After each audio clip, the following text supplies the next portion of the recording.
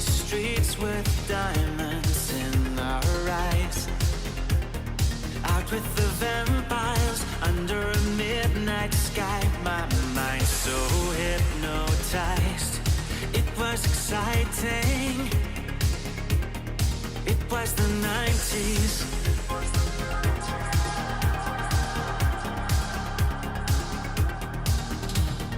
Mama didn't understand it, and Daddy always said that I was going too far. Said there's never any compromising. If you try to win the battle to be who you are. I dance to the left, I dance to the right. Hold hands with my demons and creatures of night. On an undercover mission to find somebody else like me. Is there anybody out there?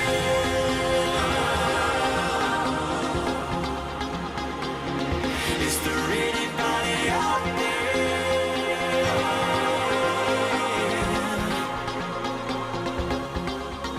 Someone who can hear me and drink from the light to see things from the same side. Is there anybody out there?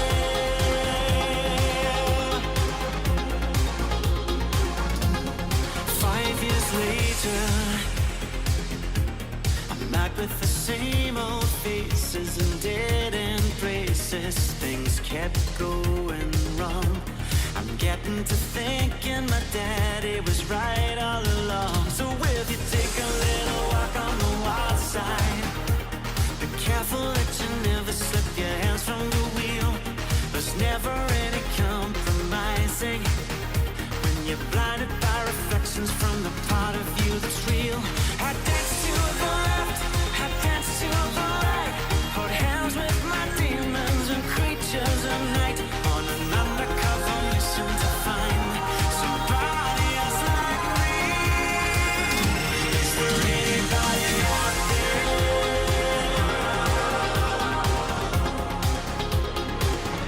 Is there anybody out there?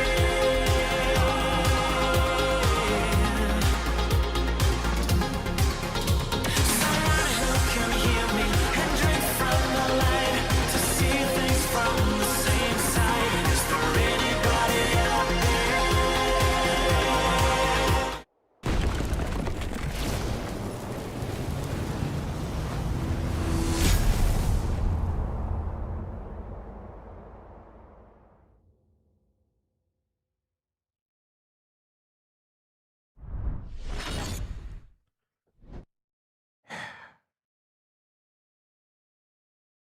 This was not a good show tonight.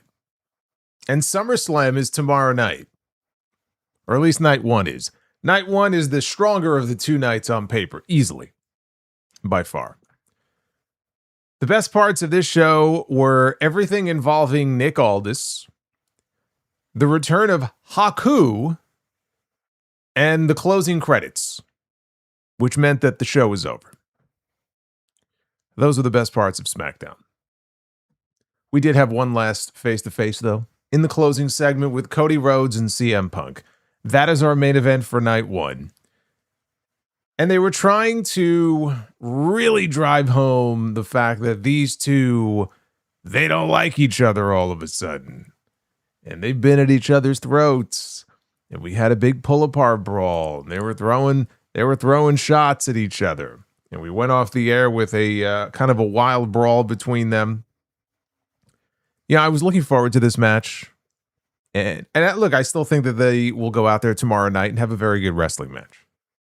I'm still optimistic about the main event that we are going to get tomorrow. And I didn't think that they needed a terribly long period of time to really put this match together because, again, they've kept them apart. There's not a lot of history there. So whether you gave them 3 weeks, 4 weeks, 8 weeks, it really wouldn't have made that much of a difference. What matters is what do you do in those 3 weeks or 4 weeks when you're putting this match together.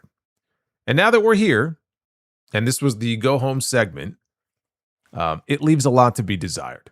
Because really what we've gotten here to spark the feud, to light the fuse, so to speak, we had the errant belt shot at Saturday night's main event, which was like, okay, I guess if we're going to use that as the spark for this thing, sure.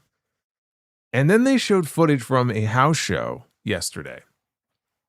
Now, correct me if I'm wrong, didn't Cody Rhodes say that he had a gift for CM Punk at the live event on Thursday night? Isn't that what we heard last week? Maybe this was the gift. I mean, the gift was CM Punk they were celebrating after their win, and CM Punk was standing right there. And when Cody turned, Punk basically came up from behind him, went to go tap him, and Cody gave him the most telegraphed back elbow you'll ever see. Maybe that was the gift that he was referring to. I don't know, but it felt very forced. And that's the word I keep coming back to when I think about what we've gotten between these two over the last few weeks.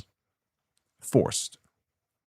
You know, I mean, I was kind of hoping that as great as they are when it comes to their promos and Punk, I mean, we know what kind of promo that Punk is, obviously. Cody, when he's on his A game, is also a great promo. And I was kind of hoping that, you know, we would get some stuff, you know, from them that, I don't know, would really kind of light a fire under them, and this would come off as some sort of hot feud, but we didn't get that. And so now we're going into this match this week, and I'm not as fired up for it as I was kind of hoping I would be. Now, maybe it is the first match, and we get a second one, and going into the second one, things were a little bit different. I don't know. I don't know how quickly after this one we're going to get the second one. But it was not enough, certainly, to save what otherwise, you know, in my opinion, was a bad show. We've had a lot of those, unfortunately, on SmackDown this year. But that closing segment didn't really change my mind of everything else that we got here. And yes, I'm glad that you pointed that out. Somebody mentioned the jacket. Cody Rhodes, it was actually very emblematic, I think, of Cody and his position in the company, that Cody came out for the closing segment tonight in his Club WWE jacket. And well, it wasn't really a Club WWE jacket, but he had a Club WWE patch on his jacket, like a good little soldier. Because today was launch day for Club WWE. Got to remind everybody of that. You got to wear the patch. I didn't see that patch on CM Punk's jacket. He's the WWE champion, but Cody Rhodes had that Club WWE patch right there. But anyway, that was the closing segment. Lash Legend, as I told you she would be. Lash Legend is in the Interim Women's Championship ladder match on Sunday. The completely unnecessary interim title match that we're going to be getting. The field of 5 has now been set. Charlotte Flair, Jade Cargill, who do we have? Tiffany Stratton, Chelsea Green, and now Lash Legend. So she is officially in, even though Nia Jax really got hosed. If you think about how things have played out with her qualifying matches over the last couple of weeks.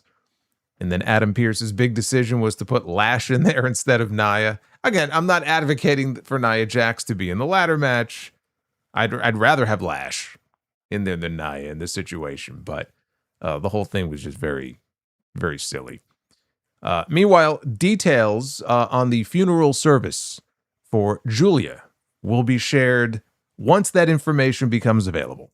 So once I have that information, I will be able to pass it along to all of you.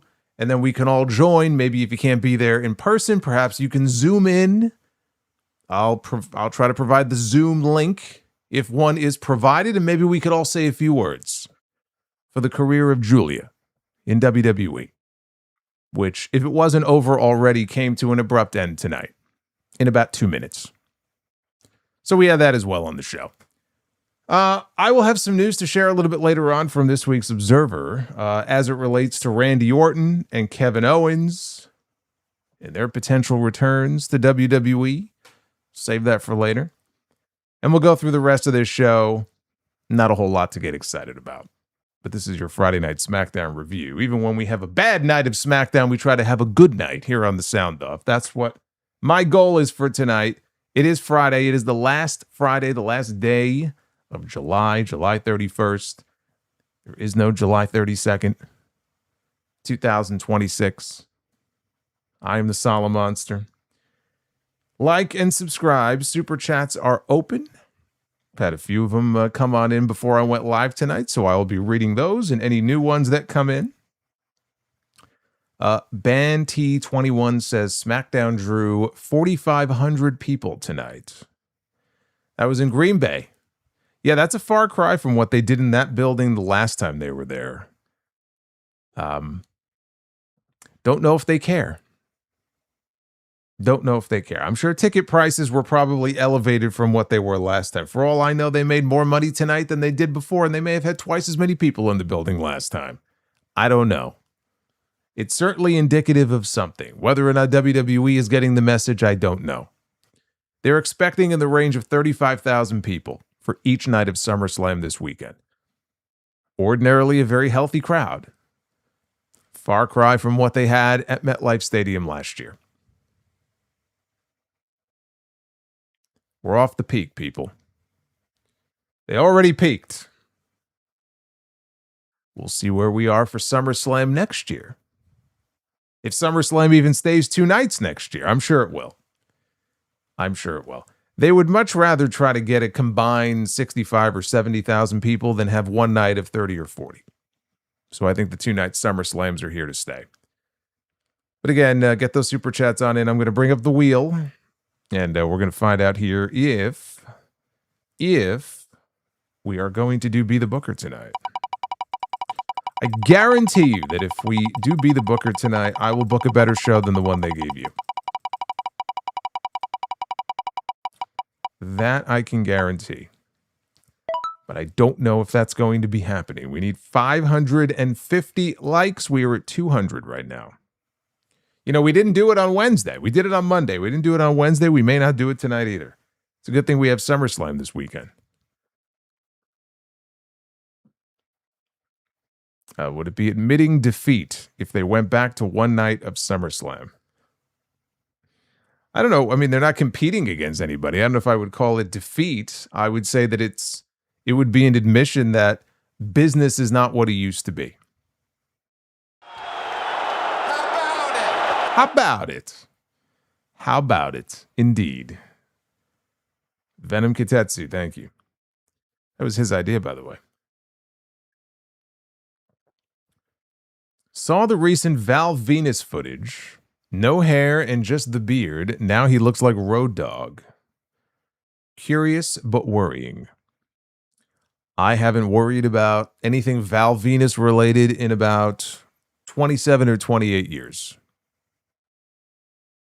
I know there's footage out there of him gyrating. I have no interest in seeing it, especially, you know, I'm a few hours away from bedtime. It's the last thing I want to have on my mind.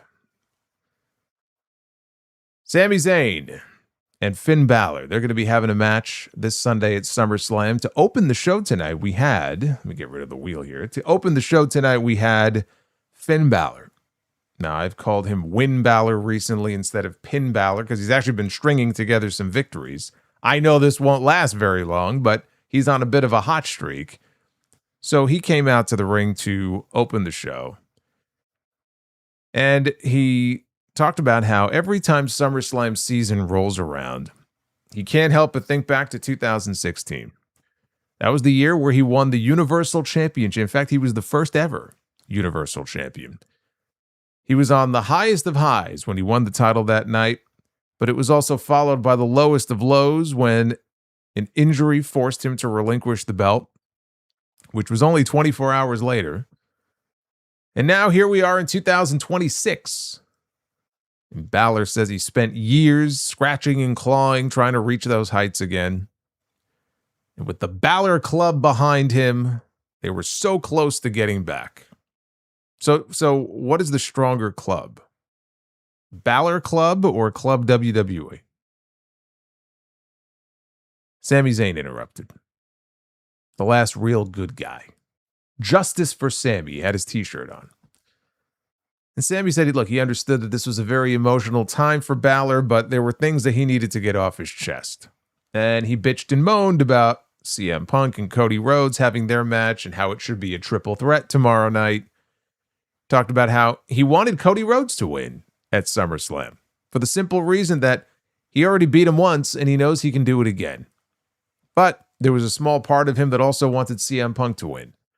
And he called him a hypocrite for becoming a corporate poster boy. Oh, I don't know. I mean, he wasn't the one with the Club WWE patch on his jacket tonight.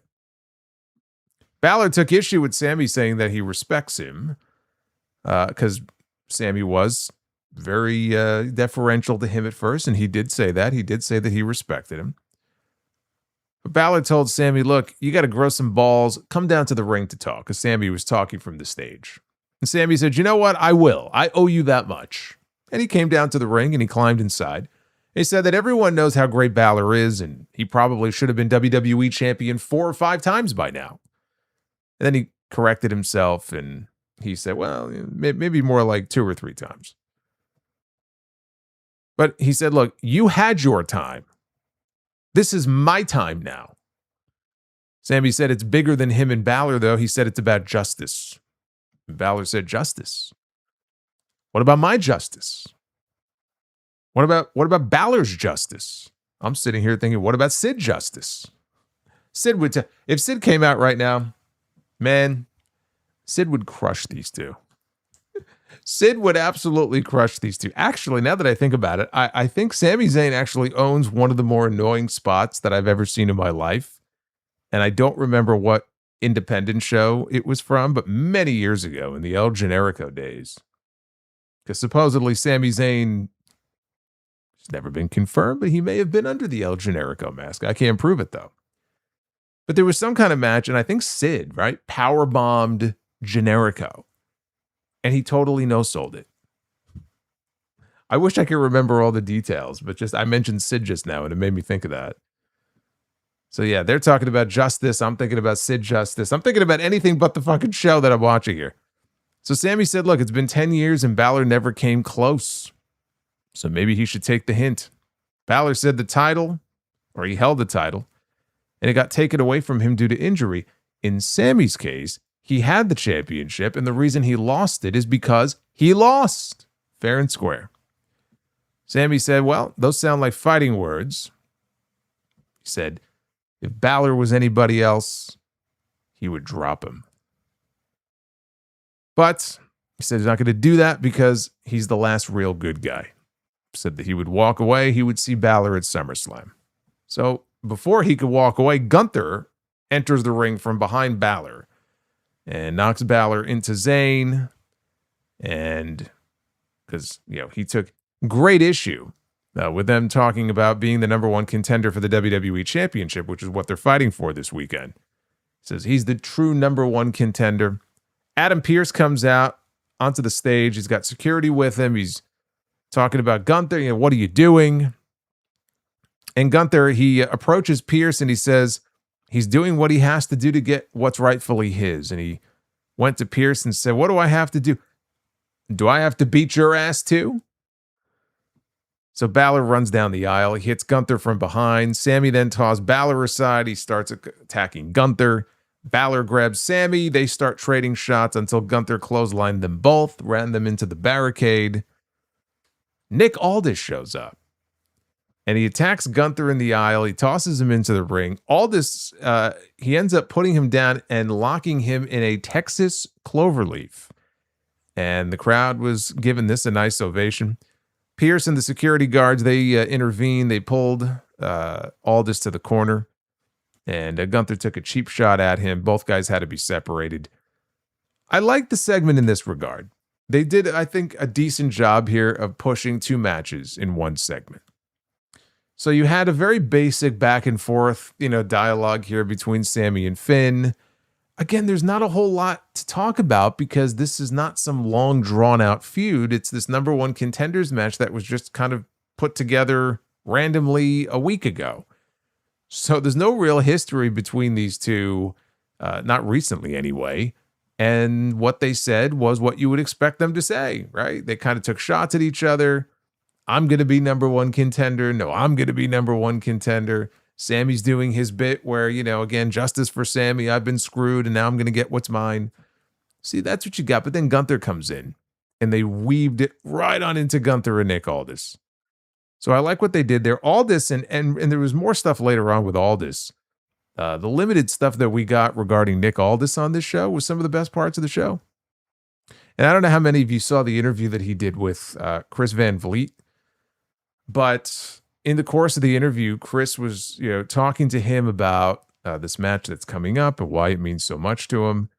And Aldis got very emotional. He couldn't even speak for it felt like a minute straight. He was trying to compose himself. He was crying. He had tears in his eyes. And he said, this is his one shot. And I've said it before, this is a moment for him that he has been waiting for many, many years.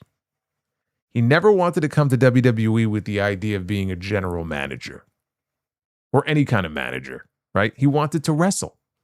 In TNA, he was a wrestler, TNA World Heavyweight Champion. In the NWA, he spent 5 years in the NWA. Combined over 1,000 days working for Billy Corgan as the NWA World's Heavyweight Champion. Wrestled Cody Rhodes at the first All In fact, in an NWA title match. To come to WWE and not be a GM, right? He wanted to be a wrestler. They didn't have any interest in him at that time in that role. They had a specific role for him. Over the last 3 years, he's taken that role, and I think he's knocked it out of the park. He's done very well with it. I still see this as being a one-off for the time being. I don't really have any expectation that this is going to be a regular thing and they're just going to find a new GM and all this is just going to be a wrestler from now on. But I think if all goes well tomorrow, this will absolutely lead to more in-ring opportunities for him. And he'll probably end up back in the GM role, which I think is still the right role for him. But it all depends on how things go tomorrow. And I'm pulling for him. I hope everything goes well. I hope the two of them go out there and they have a killer match. And then one match begets two, two begets three, and so on and so forth. Because that was always the guy's dream. He's not getting any younger. If he's going to get in the ring and he's going to do stuff, now's the time to do it. He's got a whole roster of people to work with who, in most cases, he's not ever worked with before. Worked with Cody. Beyond Cody, I'd have to go back and check. I don't know who else on the current roster he would have been in the ring with, but I'm sure that number is not very great. But this match, legit.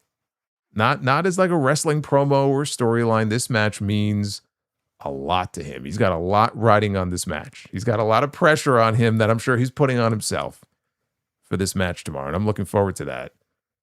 As far as Balor and Sammy, I've got Balor winning on Sunday. I think what they also did here is they set things up perfectly because I think Balor's going to win. He's going to become the number one contender. I think coming out of this weekend, they've set things in motion for a program between Balor and Gunther. The match that we were deprived of 6 years ago because of the pandemic. It was supposed to happen in Dublin. He was still Walter at the time. And we never got that match. Now, I think since then they've wrestled maybe once on TV. But now we have a chance to have a proper feud between them. Because I've asked that question in recent weeks as I go over it in my head. Like, okay, we get to SummerSlam. Gunther's going to beat Aldis. Anything else to me is ridiculous. Especially if Aldis is not going to be a full-time performer. What the hell does he need to win for? But then coming out of SummerSlam, it's like, well, where do you go with Gunther? He was doing the WWE title thing for a while. It feels to me like he's going to be out of that picture for a bit. I've given up on speculating about when we're going to get Ilya Dragunov back. I'm sure he'll be back at some point. It could be next week. It could be next year. I'm done wondering about it. If Gunther is still on the SmackDown roster when Dragunov eventually comes back, it's a natural feud, right? It would be a sin for them to be on the same roster and for WWE to never go in that direction. Without knowing when he's going to be back, though, I got my eyes on Gunther and Balor. I think that could be where we're headed after SummerSlam. We had Tiffany Stratton and Chelsea Green taking on B-Fab and Michin, the baddies, in tag team action here with Jade Cargill in their corner. Stratton got a hot tag about midway through. She dropped Michin with the float over cartwheel Alabama slam. Went up top for the Swanton bomb. Michin, though, kicked out at 2.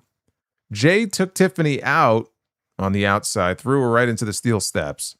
Back inside, Chelsea got Meechin with a drop kick. B-Fab, though, tagged in. And the two of them put her down with their finish. I didn't catch the name of their finish. They haven't teamed together very often enough for them to even establish a real tag team finish. Whatever it is, though, they were able to pick up the win. So they were celebrating when the match was over, and they were interrupted by Charlotte Flair's music. And Charlotte Flair walks out. She's wearing a jacket. Now, I know they were in Green Bay. I don't know what the current temperature is in Green Bay. How cold could Green Bay possibly be? We're at the beginning of August. However it is, Charlotte walked out in the biggest, most oversized jacket. She could fit. I wouldn't be shocked. They could have done an angle tonight where Alexa Bliss was hiding under the jacket. What a reveal that would have been. She gets in the ring and unzips the jacket, and Alexa comes out, throws a fucking fireball in Jade's face. It was like George Costanza on Seinfeld with the puffy jacket. Okay, this thing was gigantic. So she's standing there, and Jade has her back turned to, all three of the baddies are looking at Charlotte. But what Jade doesn't realize, nor Meechin nor B-Fab, is that Tiffany Stratton and Chelsea Green are up on the floor outside, and they reach in, they pull out the baddies. So now Jade is all by herself in the ring. And so Charlotte gets in the ring after taking her puffy jacket off, and the two of them go toe-to-toe. And it led to Jade retreating out to the floor. Charlotte stood tall. I told you guys on the sound off when I did my SummerSlam predictions that if Lash qualifies, and we'll get to that match later, I suspected that Lash was beating Giulia. When and if Lash Legend were to win, she's my pick to win the ladder match on Sunday. If she was not to win, and Giulia was somehow going to get the win tonight, then Jade would have been my backup choice. Because I still feel that way. I still feel like it's going to be one of those two. As far as what happened with Lash and Giulia, we'll get to that here in a little bit. That's the fashion nowadays. Baggy and big. Look, when I was younger, I had the baggy pants. Okay, they were falling down on me. I had extra large shirts. So many of those old WWF shirts, like the Attitude Era, Austin 316 and all that, they were all XLs. Some of them that I kept. I actually still have my original Austin 316 t-shirt. And I don't want to say it's oversized on me, like it's hanging off me or anything, but I should have definitely ordered a large, not an extra large. That's kind of the way things were. I don't know what this was. This was like triple XL on Charlotte. It looked ridiculous. That's the style. Okay, well, that's a terrible style. I'm sorry. There's baggy and there's whatever the hell that is.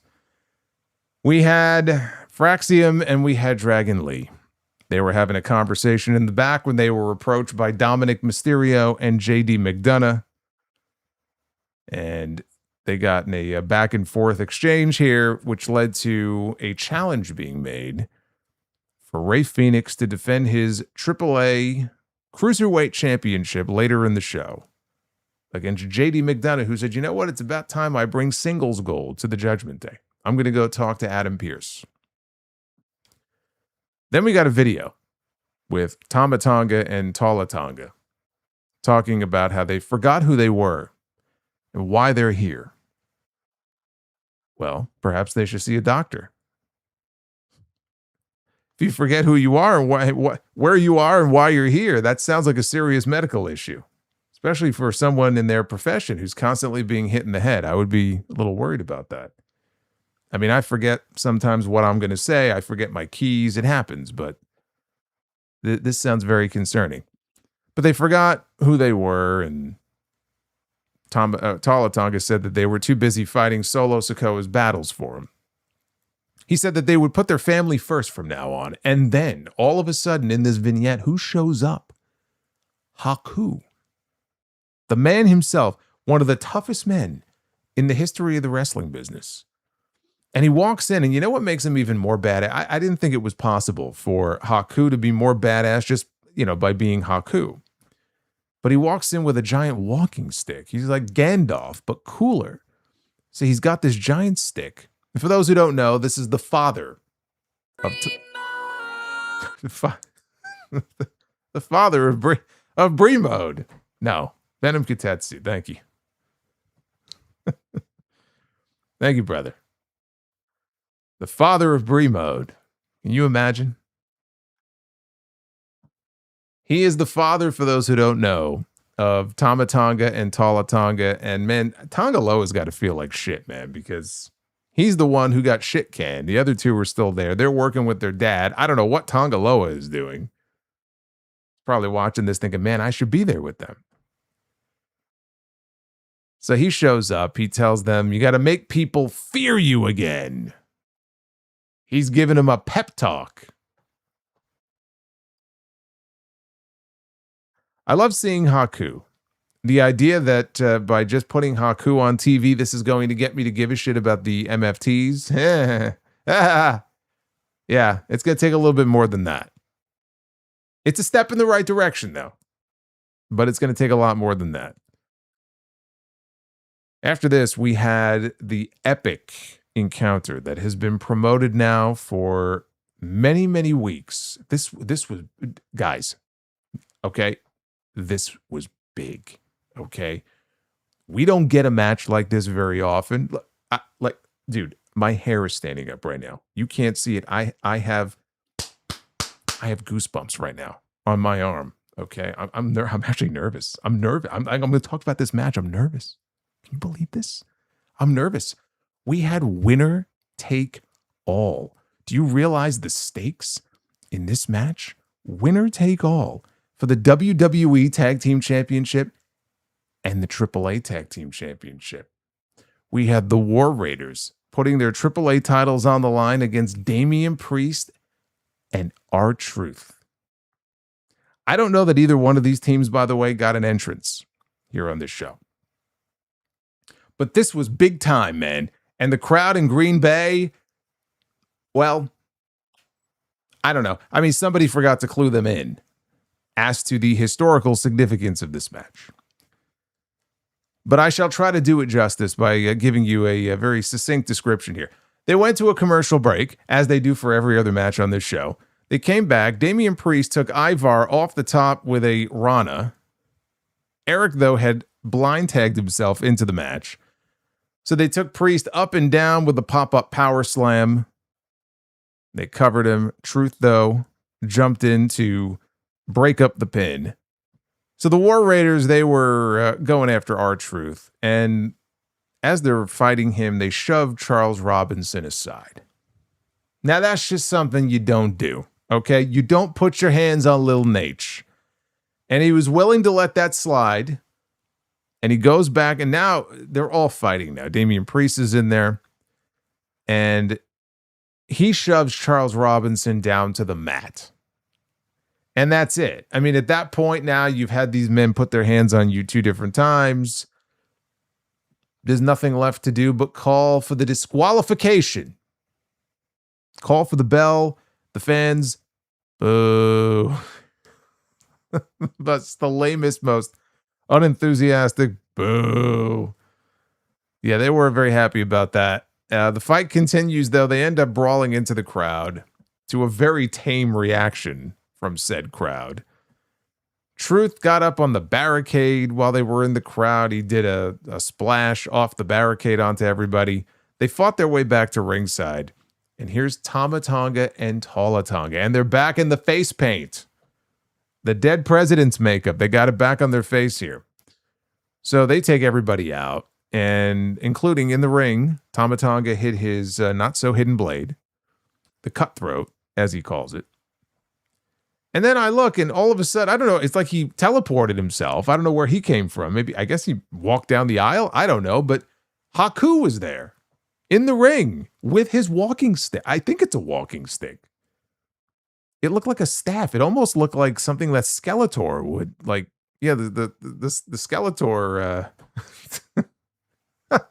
Maybe they could get, if you got Skeletor to manage the MFTs, I still wouldn't give a fuck. But Haku is there, and his sons are holding up both sets of tag team titles, and it appears that Haku is going to be a regular character on TV. You know, we lost Lil Yachty. I've noticed he hasn't been on TV for a couple of weeks. If we traded Lil Yachty for Haku, I'm okay with that.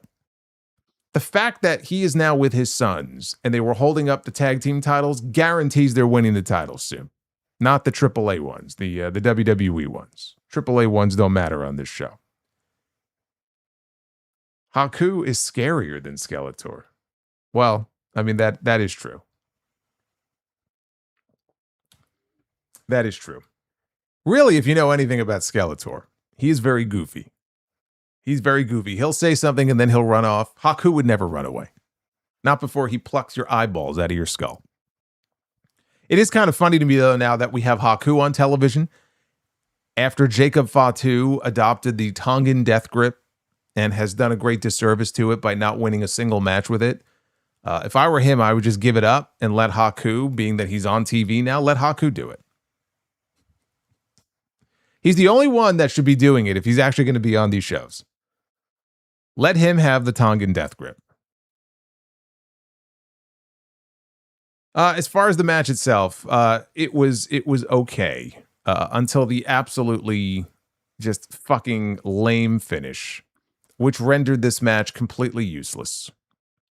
They promoted this thing. I know it wasn't like a significant promotion and people didn't really care, but they promoted this match in various backstage segments for weeks and weeks. And then they do it and they do that finish. It's so fucking lame. It's so lame. Haku with the Tongans, it adds a new dimension to them. Look, I've talked about how these tag team divisions on Raw and SmackDown are dead. Okay? They're dead. They virtually don't exist. They just don't have enough teams to sustain separate divisions. Even if you combine them, tag team wrestling in WWE has, I don't think, ever been as bad as it is right now. And it's not because they don't have talent in the company who could kind of fill those roles. If you look at the teams that they have the Street Profits, I guess the Vision, right? The Street Profits, the Vision. You've got the MFT. I'll still call them the MFTs. Priest and Truth. I'm sorry, they're not a real team. The War Raiders. You have Fraxium. You have Los Garza. Who else am I missing here? You want to count Dom and JD? I mean, they're not a real team. If you want to put the Judgment Day in there, though, I guess you could do that. Again, it's the Usos. Okay, I forgot about the Usos. Got the Usos as well, right? It's not much of a division because there's no emphasis on tag team wrestling. So when it comes to it, like I was mocking it before, but you have a champion versus champion title for title match on this show, right? That they've been hyping up for weeks. Winner take all. Both sets of tag team belts are on the line. There's a reason why nobody gave a shit. Nobody cared. Given the stakes that were in this match, did it sound to you like the fans in Green Bay, Wisconsin gave a fuck about this match? And if I polled every single person watching this right now, okay, you can't tell me that the vast majority of people either A, even remembered this match was booked for this show, or B, tuned into the show tonight specifically because they were excited to see this match. I don't believe you. I think you're a liar. There's a reason for that, though, because the fans have not been given a reason to think that any of these belts are meaningful in any way, because tag team wrestling is not considered meaningful in any way on these shows. So it's sad, when I talk about a match like this that should be a big deal, it doesn't feel like it. And that's not on the War Raiders. That's not on R-Truth. That's not on Damian Priest. That's on Paul Levesque and Bruce Pritchard and Michael Hayes or Paul Heyman or whoever is sitting in that fucking room that we see on Unreal. It's on them. It's on them.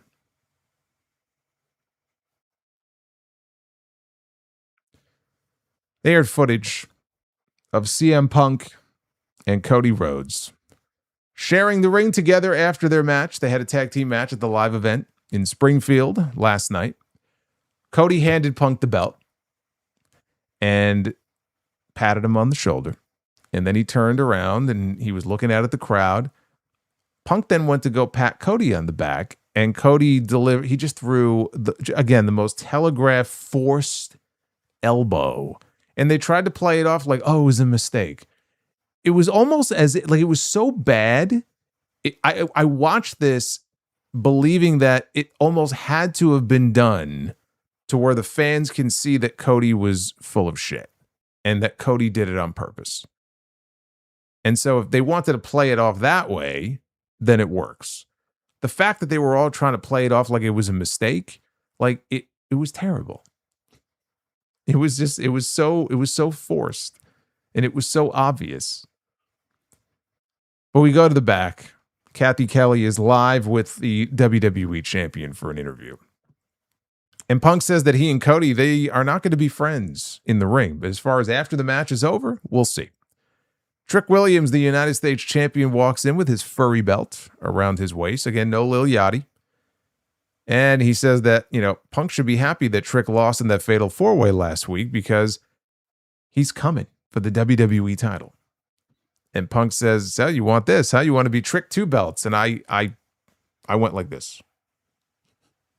You heard what I said was it last week? I just said this last week. I just said this the other day. If I never hear another reference to so-and-so 2 belts, it won't be a day too soon. Now he's talking about Trick 2 belts. Tiffany Stratton's in the ladder match on Sunday. She's going to try to become Tiffy 2 belts. I would love for there to be a 6-month moratorium in professional wrestling on wrestlers holding more than one championship. I don't want anybody to have 2 belts. I'm going to count the belt around their pants that keeps their pants up. You're not allowed to wear that either. You got to pick. You got to pick one or the other. Either the belt to hold up your pants or your championship belt. I don't want anybody to have 2 belts. I'm over the 2 belt stuff. But talking to Trick and saying, that's cool. That's cool. Yeah, you want to become Trick 2 belts here. He goes, and I tell you what, I wish it was you. I wanted to face you. I'm looking for fresh, younger, hungry, newer challengers. And he says, when you finally do become number 1 contender, I'll be waiting there to whoop that Trick. So then after this, we got a video package on Nick Aldis. He was sitting in the locker room on one of the benches, cutting a promo and talking to the cameraman, saying it's been a privilege for him to be the SmackDown general manager, but it was never his first dream. He's always been a wrestler.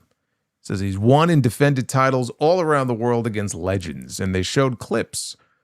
For the first time here, we actually got video showing the casual WWE viewer who doesn't know a whole lot about Nick Aldis, other than the fact that he's that GM guy. The fact that, holy shit, this guy was a wrestler. And he won championships. And they showed him in there with wrestlers like Kurt Angle and other names that a lot of fans would probably recognize, right? They showed him in there with a whole bunch of different people. They didn't just have footage from TNA, though. They had some footage of him from AAA. And it wasn't really footage. I think it was just one still image from NWA, but it was him face-to-face, nose-to-nose with Cody Rhodes. Aldis said he was willing to just be the best GM that he could be. And he was going to leave that part of his life behind. But then Gunther pushed him too far. He goes, this isn't about his dream. It isn't about being the GM. It's about being a man. So he's going to lace up his boots. He's going to lace them up real tight. He's going to face Gunther one-on-one like a man. This was good. This was one of my favorite parts of the entire show. I only wish that they would have done this more than 24 hours before the match. But at least we got it at all. We had the United States champion, Trick Williams, out to the ring to address his rival at SummerSlam, his challenger for the title, Baron Corbin. He said that he had a lot to get off his chest, and he said that Corbin decided to just wake up one day and hate on him looking like a big-ass Tommy Pickles. Holy shit. We got a Rugrats reference on this show. I haven't thought of that show in a very long time. When was the last time I even saw an episode of Rugrats? I don't even know. It's been years. Trick called out Corbin for a fight right now. Corbin walked out only as far as the stage. He didn't go down to the ring. And he said he learned some very valuable lessons in his time away, like the virtue of patience, something that Trick doesn't know. Says Trick got the rocket strapped to him right away, including entrance music that makes people think he's more important than he really is. At SummerSlam, Corbin will drown him in quicksand. And he's going on, and Trick interrupts him and says, "You're not going to do anything." Because it's Corbin here just to collect a check. The only thing Corbin will be collecting is Trick's boot up his ass. So Corbin interrupts, says Trick wants to do it right now. He wants to fight right now. Corbin says, "I'm not stupid. We're not doing that." He goes, "Trick is just a dumb rookie who doesn't get it, and on Sunday he's taking the U.S. title, and there's nothing Trick can do about it." And Trick warns him that on Sunday there will be 35,000 people. I was more shocked they gave the legit number. 35,000 people, he said, chanting, "Whoop that Trick." This was okay. This was serviceable. Not a whole lot to draw from here. Corbin just came back a few weeks ago. Literally just came back, 2 weeks ago? Maybe 3? I think 2. And we got one promo video prior to this where he talked about, I guess, his motivation. This generation of young kids now, they think they know everything and everything's handed to them. That's the gist of it. And that's really it. That's really all that we have to go on here with these two. There is someone who is missing in this equation. I'm going to assume that Carmelo Hayes accepted his fate. I'm just going to assume that he accepted his fate and sees things for how they really are, because he has turned into a ghost on this show. Ever since we saw him in the ring in that non-title match with Trick, it was the night that Corbin came back. Corbin didn't just beat up Trick Williams that night. He beat up Carmelo Hayes. And Trick has been on his ass ever since. Carmelo Hayes is nowhere to be found. Now, I had somebody who actually wrote in the chat before that apparently he was there tonight, and this person said that Carmelo Hayes wrestled Ricky Saints on Main Event.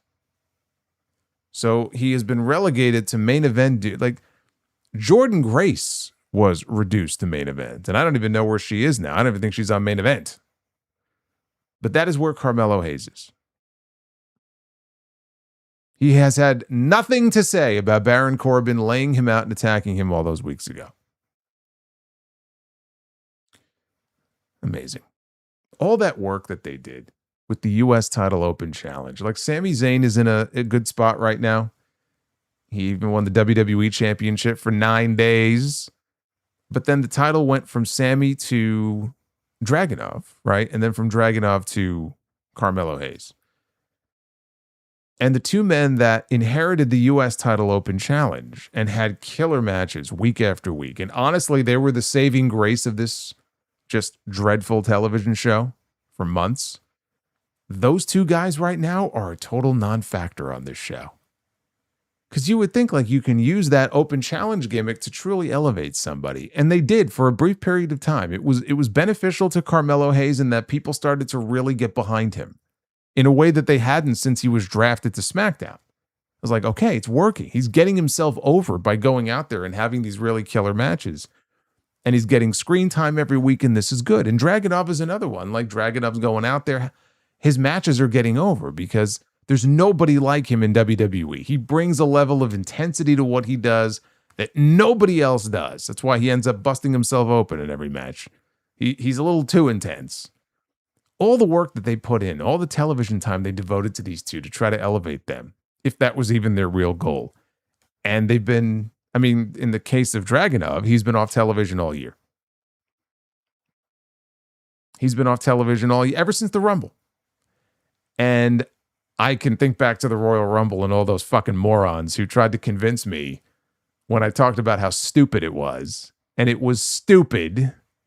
Oh, well, Brock Lesnar no-selling those chops from Ilya Dragunov. It's really not a big deal. Or it's, I forgot what dumb argument they came up with. Like, oh, it's going to help him get over in a way by having a moment with Bray. Get the fuck out of here.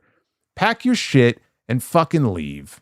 All the dumb shit that I had to hear coming out of that, I'm getting angry just thinking about it all over again.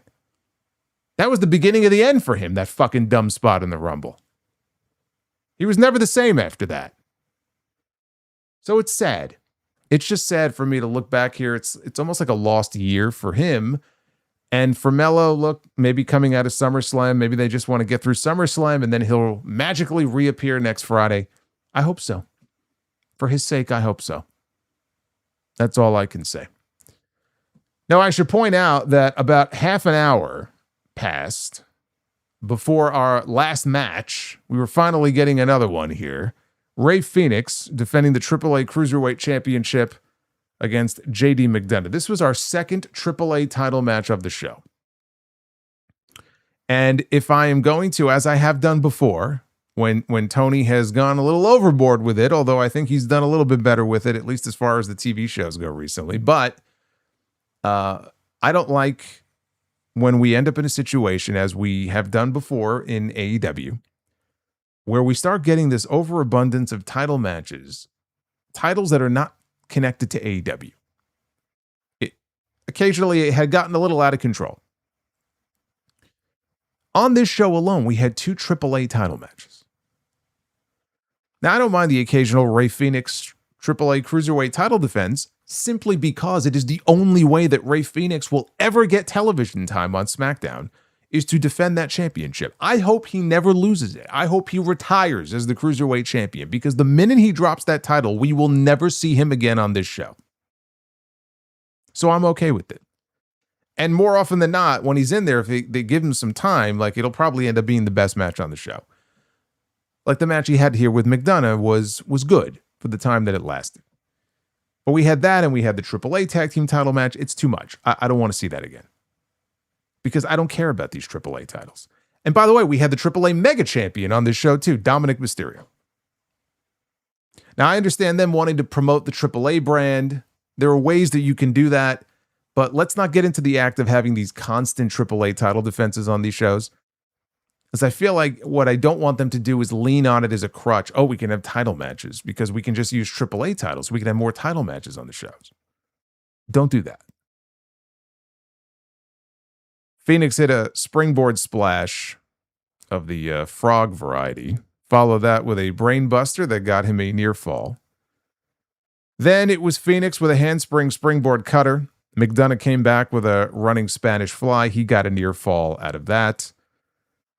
Phoenix was on the top rope. Dominic was out there. He caused a distraction that got him ejected from ringside. And Dom was beside himself. You can't throw me out. You can't do that. As he's leaving, he's backing up down the aisle. We hear, "You are cursed." This whole fucking show is cursed. Danhausen is here, because we don't get enough of him on TV. We don't get nearly enough Danhausen on these shows. I was so happy that we had more of him, especially this week after that amazing segment that we had on Raw Monday night. I was begging for more Danhausen. But he has a match at SummerSlam, so I understand it. Okay, he does have a match on the card this weekend, so they wanted to get him on the show in some way. So Danhausen walks out. He's by himself. And now he's face-to-face with Dom on stage. And he goes, "You are," and before he can curse him, Dom just punches him in the fucking face. And down goes Danhausen.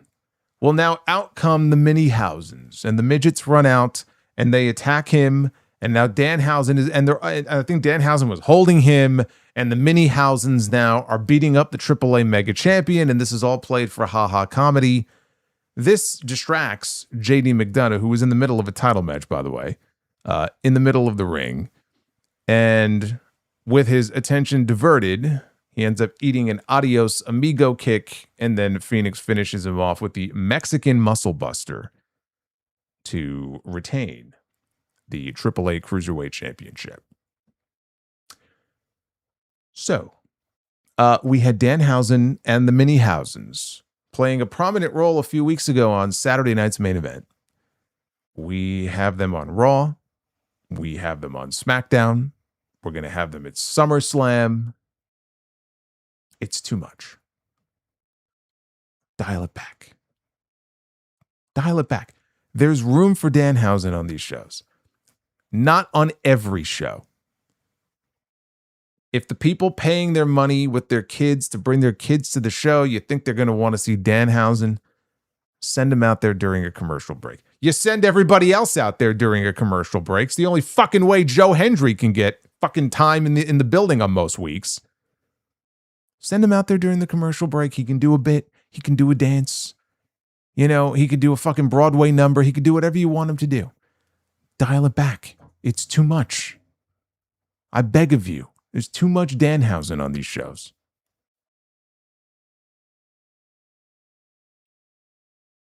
Then we had, it only gets worse. It only gets worse.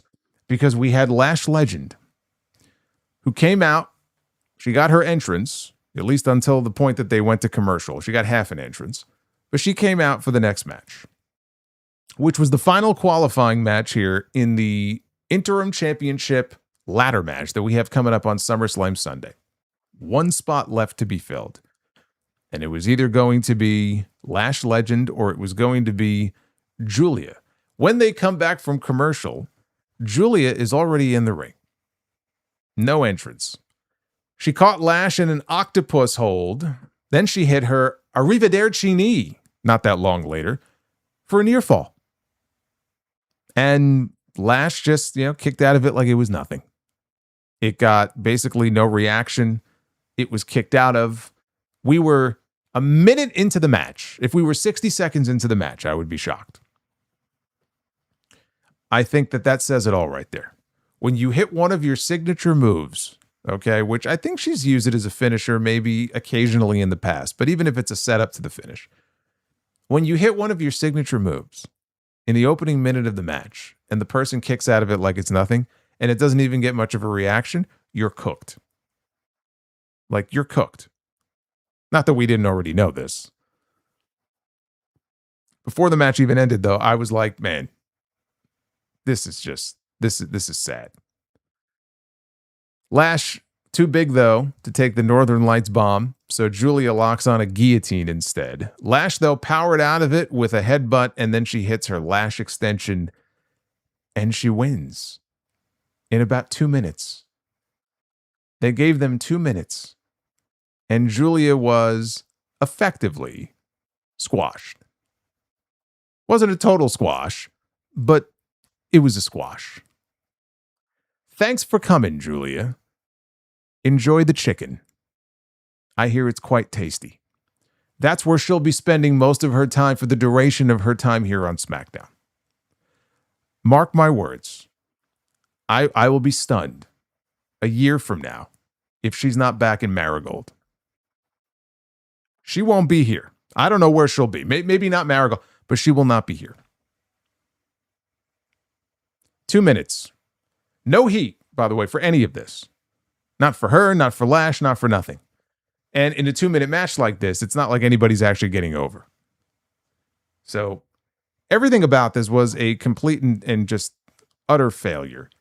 And I was just more sad than anything watching this. And for Giulia, the Giulia experiment on the main roster has been an abject failure. And there's blame to go around all around, but whatever she was doing in NXT, it has not translated to the main roster. And they gave her 2 different runs, by the way, with the United States Championship. Nobody cared. She would come out every week, they would play her music, and she had the cool entrance, with the the mask and everything, and I liked the colors, and nobody cared. Nobody cared. They had her with Kiana James. Kiana was doing most of the talking. And then Giulia started to do some more talking on her own. She knows English. I mean, obviously it's not her first language, but it's not like she can't communicate. I mean, look at Andrade right now in AEW. I would never say that Andrade's promos are his strong suit, right? They're not the strongest tool in his toolbox. And even after all these years, it can still be tough sometimes to understand him in a promo. I mean, I understand pretty much what he's saying most of the time, but he's got that thick accent, and obviously, Again, English is not his first language, but he doesn't have to say much these days. Sometimes you just hit on the right thing. And now people love him. He's having the run of his career right now in AEW. And all he has to do is say, how you know. And the crowd goes nuts. All right, so you never know what might get over. And you can find other Joshi wrestlers that have gotten over on the main roster. Asuka, Io being the two shining examples. Whatever it is about Giulia, she has not connected with the audience. She has not clicked with the audience. And having seen, her work previously, and even in NXT, but even before she came to WWE, if you would have told me that one day Giulia will finally end up in the States, and she will finally end up in WWE, and she will absolutely make no difference whatsoever, and nobody will give a shit, I would have said, you're lying. I don't believe that. How do you bring in Giulia and not get her over, right? Of course she's going to get over. Well, here we are. And she's not getting a lot of assistance, I would say, from the booking, because I want to point out something else to you. And again, this is also a failure on creative. So they do, first of all, this whole interim title idea is just fucking nonsense. And it's stupid and it shouldn't be happening. You could do a ladder match. It doesn't have to be for an interim championship. This is what they wanted to get cute, and this is what they're doing. Fine. So you got 5 spots in this ladder match, right? So we have Charlotte Flair, we have Jade Cargill, we have Tiffany Stratton, and we have Chelsea Green. And they have this match, and I'm thinking to myself, why is Lash Legend in this match? Not just because Nia Jax was screwed over twice, so let's give Lash a shot and fuck Nia. Why is Lash Legend in this match if the idea, and this is why I picked her to win, because they have one heel. Coming into tonight, they had one heel in that lineup of 4. That was Jade. I figured they're going to want a heel in that match. They're not going to want a babyface. So naturally, and plus, Giulia is just a jobber on this show. So it just made all the sense in the world that, of course, Lash is going to win.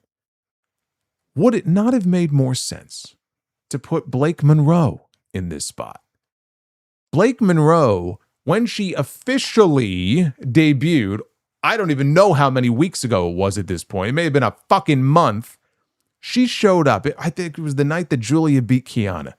And Blake Monroe showed up and she ambushed Giulia from behind in the ring. And I consider that to be like her official debut. She attacked Giulia one more time and Kiana in a backstage segment after that. So twice this woman has attacked Giulia. We have not heard anything from Giulia about the attacks from Blake. Not a fucking word. And now you're doing this match. Would it not have made more sense to make it Giulia and Blake Monroe? Because at least then Giulia, she has this recent history where she's been attacked by this woman and she wants to get after her.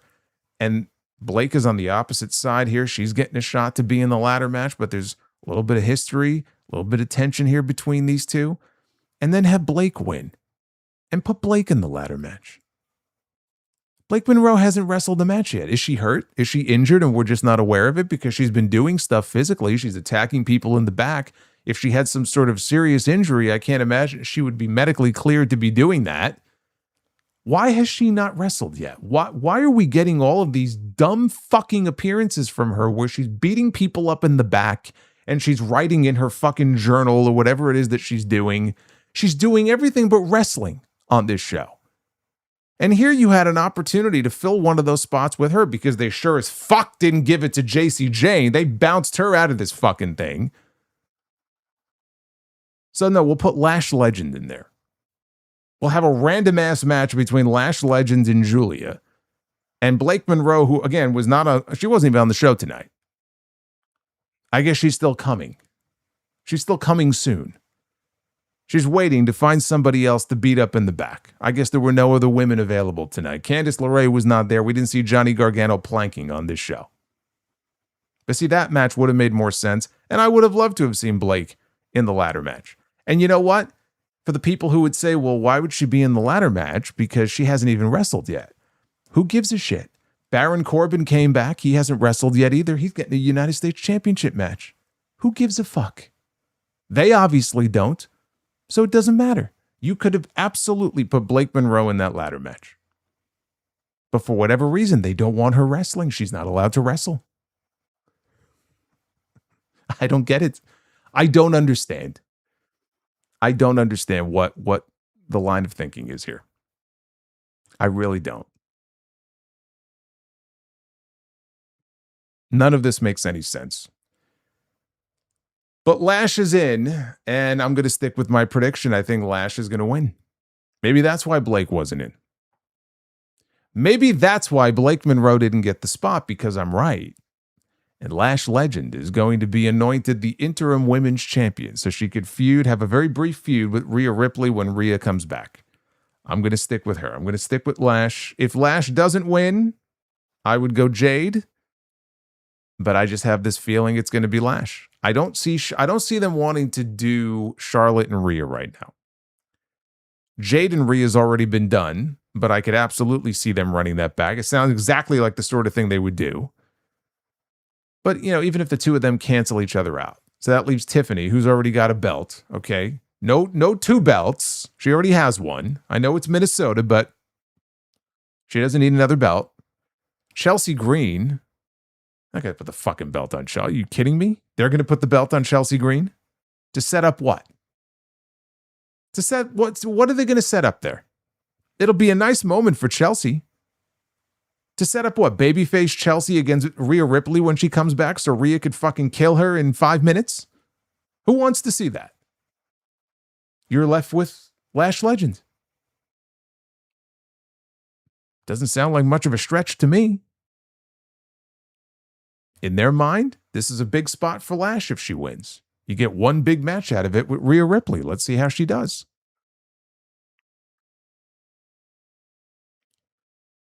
After the break, it was time for our closing segment.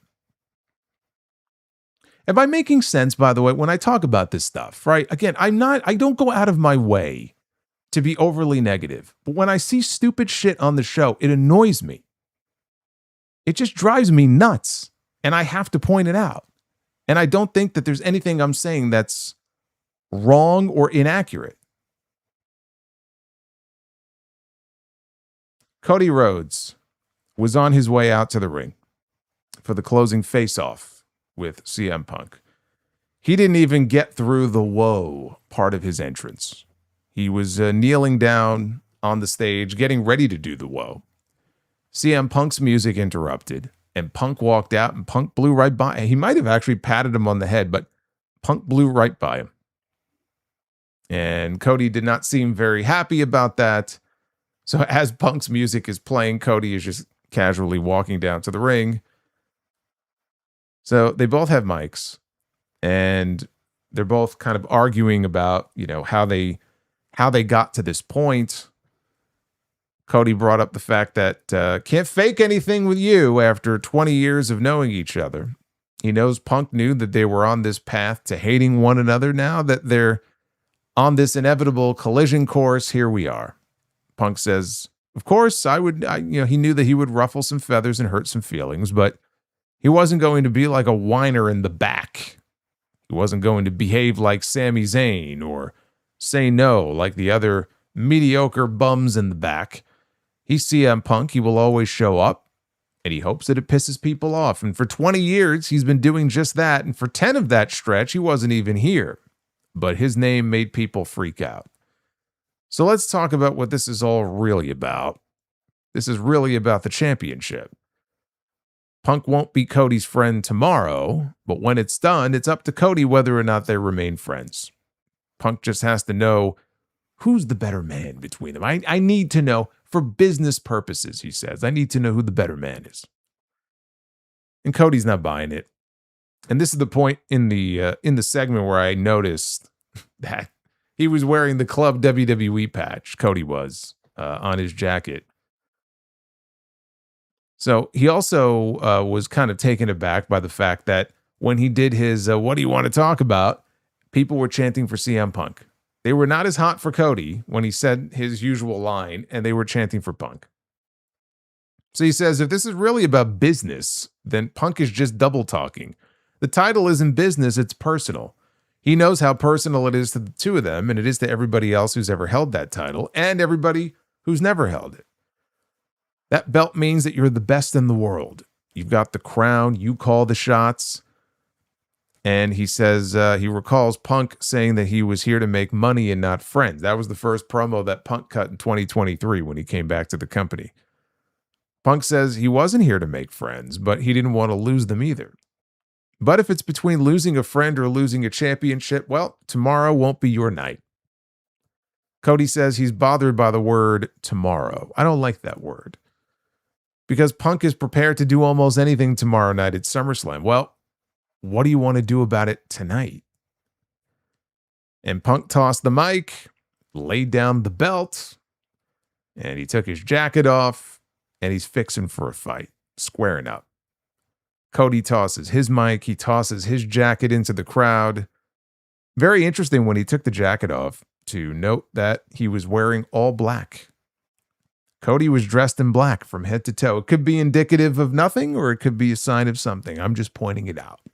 He was the man in black. Punk offered the first shot. He goes, go ahead and hit me. Cody obliges, and the fight is on. Cody drops him and then clotheslines him out of the ring.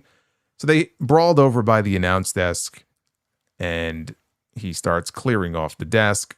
Punk, though, launches Cody over the desk, as I'm sure Triple H is sitting in gorilla in the back, crossing his fingers and toes, hoping, please don't get hurt. 24 hours before SummerSlam, please don't get hurt. Punk stands up on top of the desk. Cody sweeps the legs.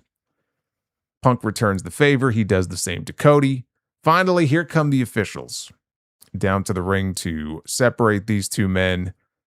And now they're both standing on top of the desk, and they start firing shots at one another. And I can't sit here and say that there was any real intensity between these shots.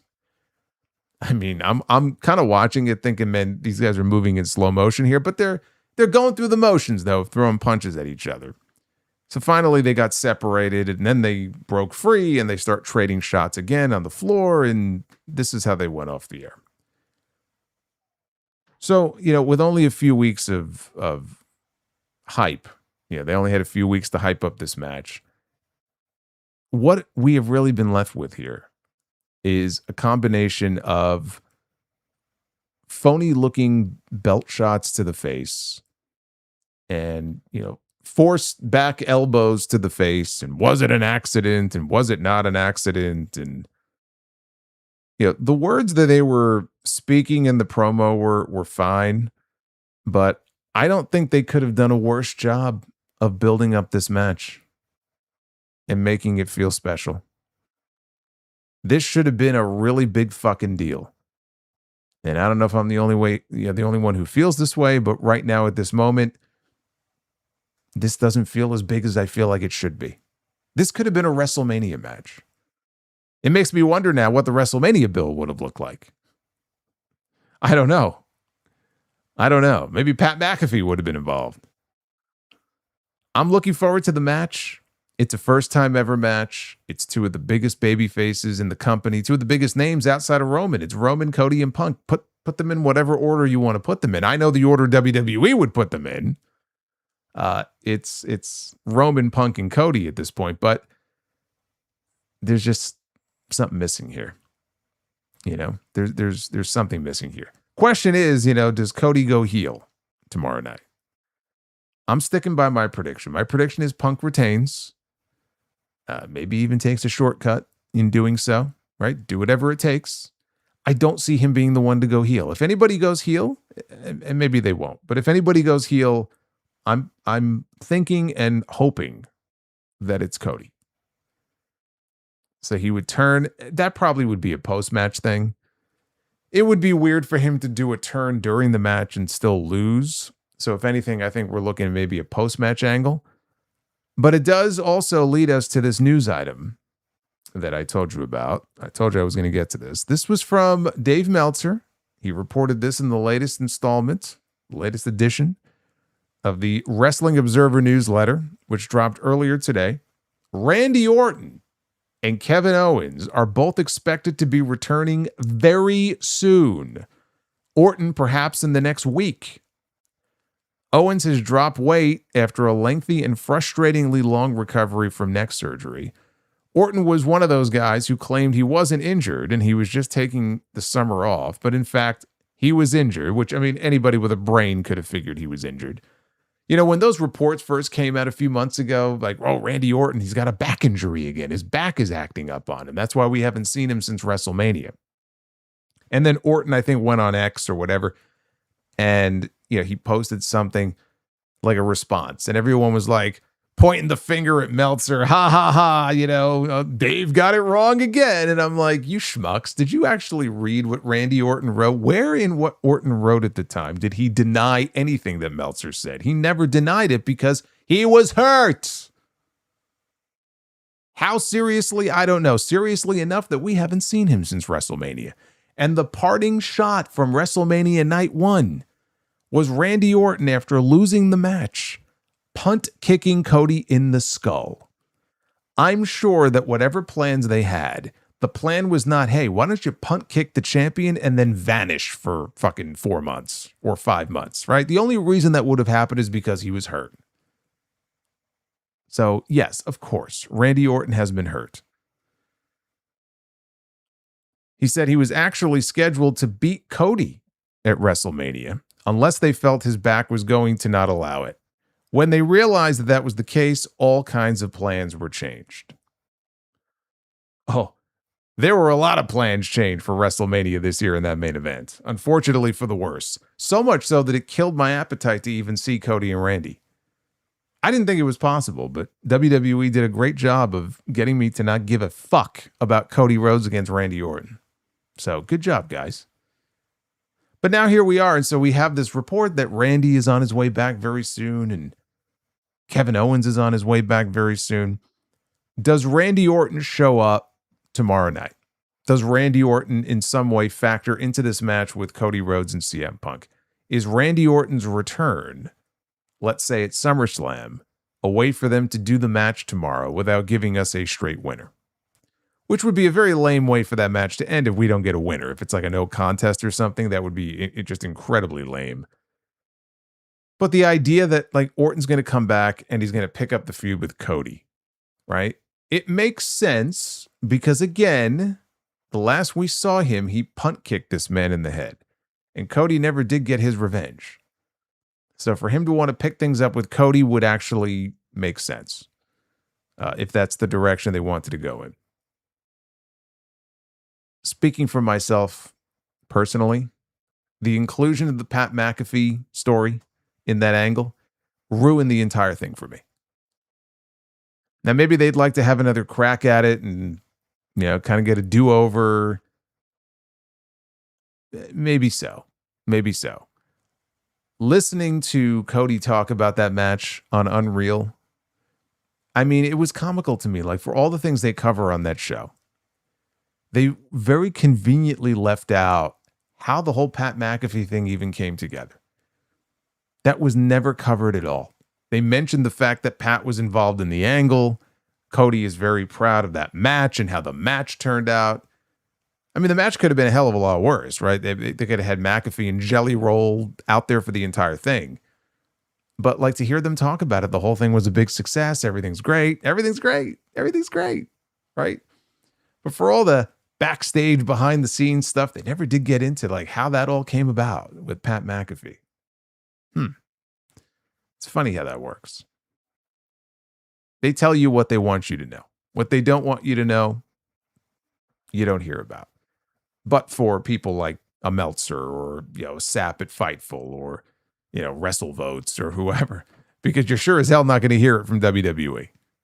The idea of running Cody and Randy back, though, maybe they could salvage it. I don't really have an interest in it anymore. Again, that's me. They kind of killed it for me. Now, on the other hand, I have a great interest in seeing the return of Kevin Owens. This show has suffered for him not being on it. Now, him alone coming back is not going to save SmackDown. But if Kevin Owens comes back and he does end up on SmackDown, maybe he wouldn't even be on SmackDown, but if he ends up on SmackDown, that's going to go a long way to reigniting my interest in this show, especially if we get a Kevin Owens CM Punk program. That's one of those programs that ever since Punk came back, I've been waiting for. And the only thing we've had with these two, I think, is one backstage segment. And that's it. So you give me that. You give me KO and a program with him and Punk. I'm here for that. That I would love to see. That has my attention. But we don't even know what brand he would end up being on.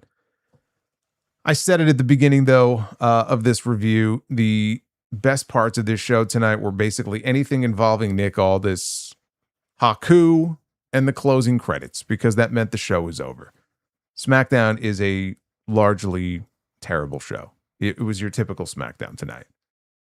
This show did not do anything. It did zero to get me any more invested or excited for SummerSlam. You're either excited for SummerSlam or you're not. I wouldn't use the word excited. There are matches I'm looking forward to. I'm looking forward to the Hell in a Cell match. I am looking forward to Cody and Punk. I just wish that there was more oomph to it going into it, and there isn't. But it's why I say the night one is just, it's such a better card than night two. You know, you got Cody and Punk, first time ever. You got the Hell in a Cell match. You got Aldis and Gunther. There's that interest in seeing Nick Aldis back in the ring, right? First time in WWE. What's that going to look like? Liv and Io. Is Liv and Io tomorrow? I believe it is. So there's a lot more that I like on the card tomorrow than Sunday. But no thanks to SmackDown.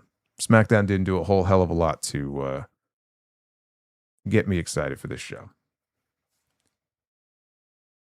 But thank you guys for hanging out with me and indulging me here on this Friday night. What was worse this week, SmackDown or Raw?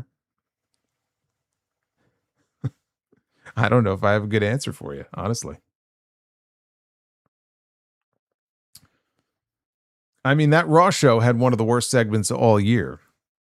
So it's kind of more heavily weighted in the negative category. Neither show was good this week.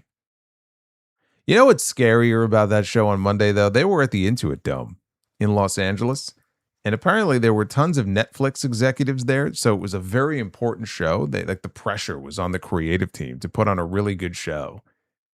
And knowing that they actually came up with the idea for that concert slop that we saw, knowing that there were executives there and the pressure was on them, I mean, I don't know what it says about the creative team, but whatever it is, it's not good.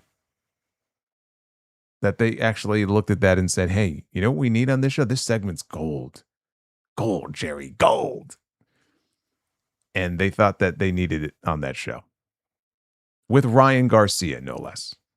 Nick Wayne's mom has got it going on. She's all I want, and I've waited for so long. Nick Wayne, can't you see? Go away and leave me be. I hope she likes this song, 'cause I'm in love with Nick Wayne's mom. Nick Wayne's mom has got it going on. Nick Wayne's mom has gotta love this song. Hey, Austin Moe, he knows how to put a smile on my face. With a $28 Nick Wayne's mom super chat. You know, we got a lot of Nick Wayne recently on AEW television, but not Nick Wayne's mom. But at least we have her here on this stream. Says, I'm going to SummerSlam, first live event. Looking forward to it. Wow, so SummerSlam is your first live event. That's crazy. My first live event was a house show in Madison Square Garden, not a stadium PLE. You'll have fun. If you've never been to one of these events before, again, I don't know if you have one preferred night. You didn't say if you're going to both nights. Some people might just be going to one. Imagine if you're someone who can only afford, with these prices, I don't blame them. If you're only able to afford one night, and they didn't even bother to tell anybody like what nights, what matches are going to be taking place. So it's like a crapshoot. You're like, well, night 2, that's like the final night. Maybe that's going to be the better night, right? I'll buy tickets to night 2. And then you find out that like Cody and Punk is night 1. Hell in a Cell is night 1. Aldis and Gunther is night 1. I don't know. There's some good matches on night 2, but I would be pissed. I would be very upset about that. If I had tickets to night 2 and not night 1, and then I found out what the night 1 card was. I wouldn't be very happy about that.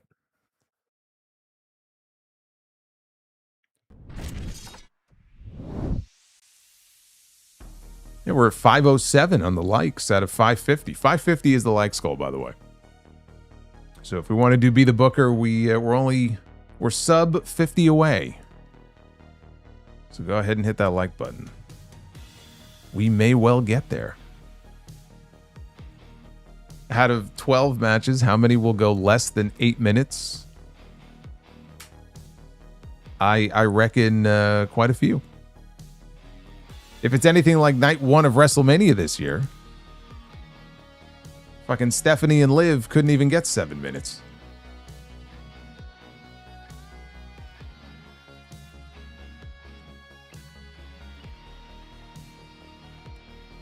All right, we're going to start with Dry Chicken here.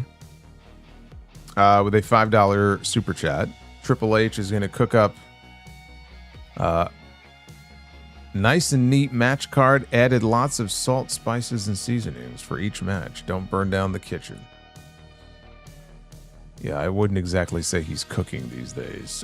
Death Scythe says, after SummerSlam, Oba should win the World Heavyweight Championship at Money in the Bank. Because there is such a thing as waiting too long, and if there is a possibility of Rock and Roman at WrestleMania, they need to get that belt off Roman before then. Well, this is the issue, isn't it? When you kind of rely on the possibility that Rock may show up every year, and he doesn't. They don't find these things out until it's too late. I mean, even if Rock was available, I would prefer they stick with Rock and Oba, but Saudi Mania, if they want Rock and Roman's going to be the match. So, but to put the belt on Oba at Money in the Bank,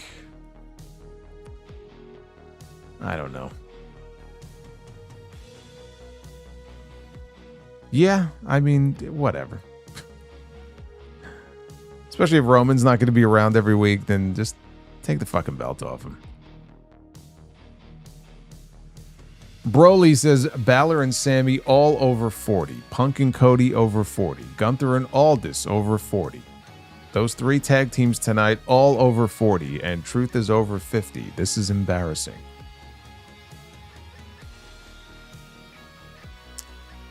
Yeah. Well, I mean, Oba is not over 40. Trick Williams is not over 40. Dominic Mysterio is not over 40. It's not like they don't have young stars on the roster, but then you look at some of them and where they were, where they are now. Jacob Fatu, Braun Breaker, Mello.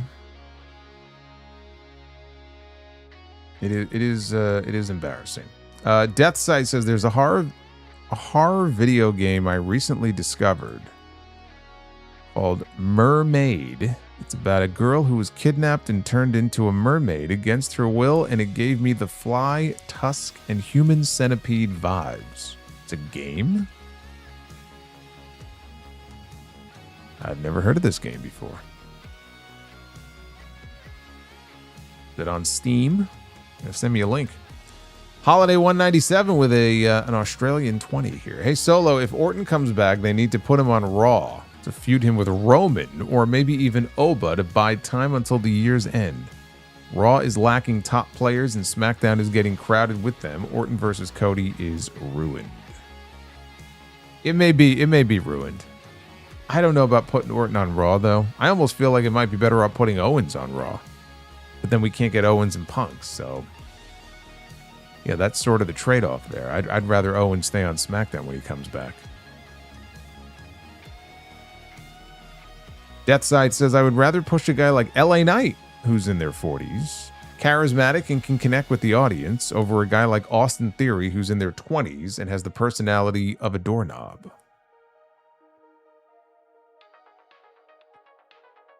Well, you keep banking on that LA Knight push. You may be waiting a while.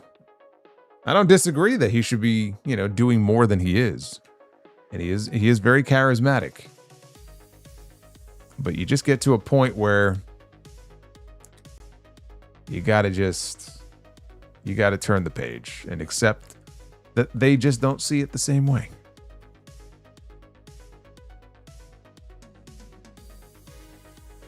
Broly says Blake hasn't wrestled since April.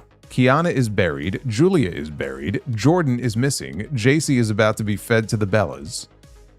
I feel for HBK. Yeah. You know, he basically just kind of, he tees him on up.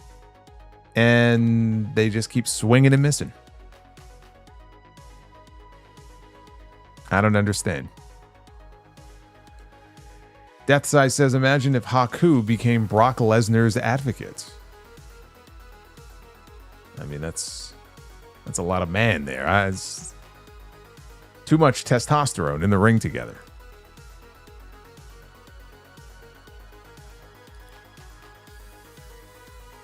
The Sheltered Kid says, how big was the rise of Jeff Hardy in 2008?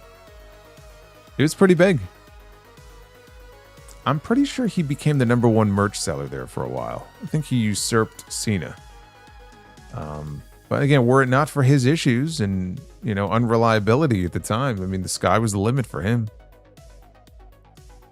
It was very high. It was very high up there. Broly says, in NXT, they are treated like goddesses. As soon as Triple H gets his hands on them, he's like, yeah, wins and losses don't matter, and time for wrestling doesn't either. Well, I mean, that would have been an interesting question for them in a respectful way, perhaps, to ask him when he spent 20 minutes on Busted Open Radio, on WWE Radio the other day. And they asked him, and it was Dave LaGreca and it was Nick Nemeth, and they asked him exactly one question in the entire interview. The rest of it was just random comments. One question that Nemeth asked about live events. Otherwise, they let him just blather on about pretty much nothing. It was quite the insightful interview. But see, that would be a very interesting question. As far as his philosophy when it comes to the women on the main roster. And why we have some of these deficiencies when it comes to the women's division and some of the faces of the division on Raw and SmackDown. But that's not a question you can ask. GMB with the $1.99 says SmackDown women's division has been down since Bianca's injury. I wouldn't say it's been down since then, because there was a period of time where, I mean, I feel like there was a period of time there where it was still okay. I mean, Bianca's been out now for what, a year and a half? Maybe I'm misremembering the spring and summer of 25. I don't know, but she is missed. Has she popped yet? I saw these pictures of her on social media like a week ago, and my God, she looked like she's like housing quadruplets. That looked incredibly uncomfortable, but she looked like she was about to pop any day. I don't know if she's had her baby yet or not. Her finger still looks very gnarly. Yeah, no, her finger is still fucked.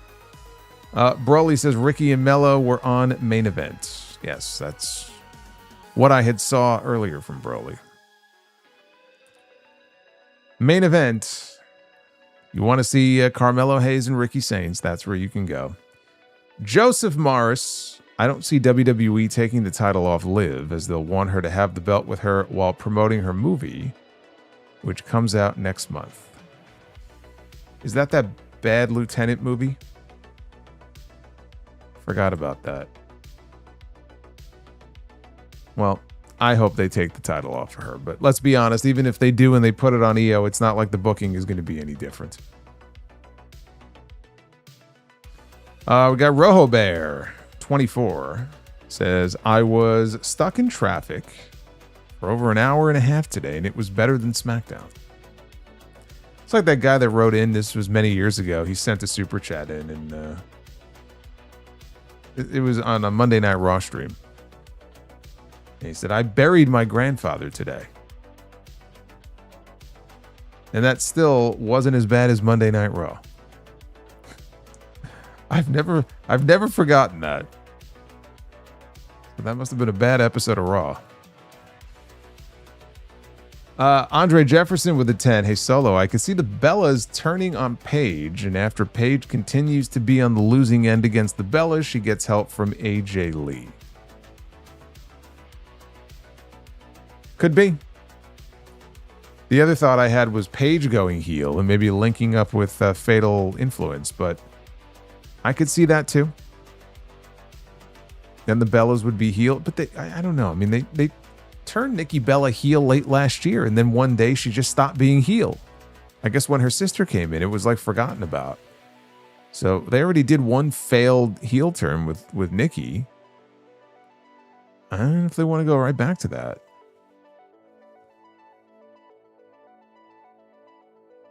Yeah, Bliss fan says they didn't say a word tonight about the Bellows match this weekend. We had no Bloodline segments tonight. Man, you would think I would love this show. That's how bad the show was. Even without Bloodline segments, which normally would be a relief, the show still sucked.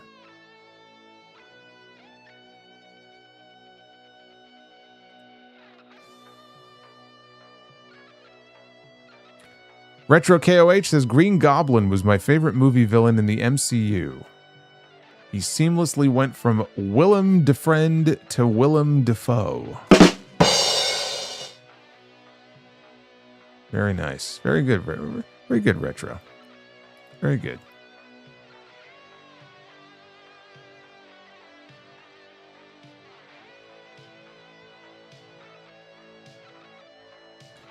Venom Kitetsu. Thank you again for the 14. I already read yours earlier. The less said about Val Venus, the better, so I will not reread it. Robbie says, justice for Giulia beginning to trend. It's not going to matter. It's not going to matter. You're wasting your time. She's cooked. Her goose is cooked. Prepare for Giulia in Marigold. We'll get to see the old Giulia back.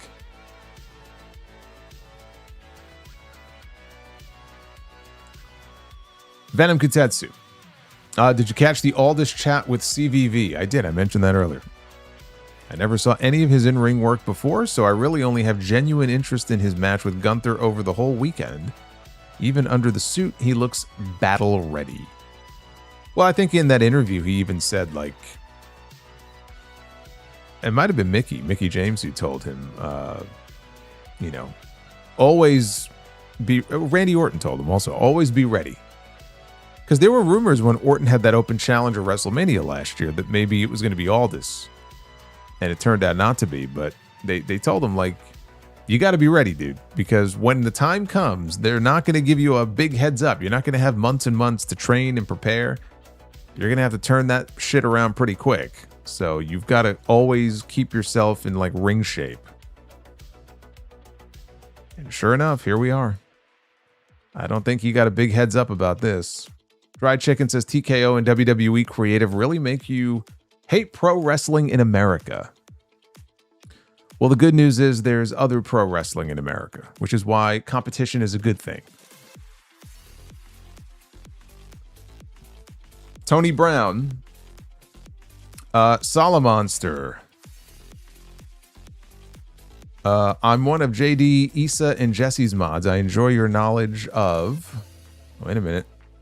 Is there a follow-up? There is not. He enjoys my knowledge of, and he leaves me hanging, wondering what the rest of his message was going to be. Knowledge of what? Knowledge of wrestling? Knowledge of American history? Knowledge of, porn stars? What are we talking about here? Well, Tony Brown, I do recognize you from the streams, and I'm very happy that you wandered on over here. I hope you enjoy your stay. Leo says, Kiana James being left off SummerSlam is a crime. Fuck this company.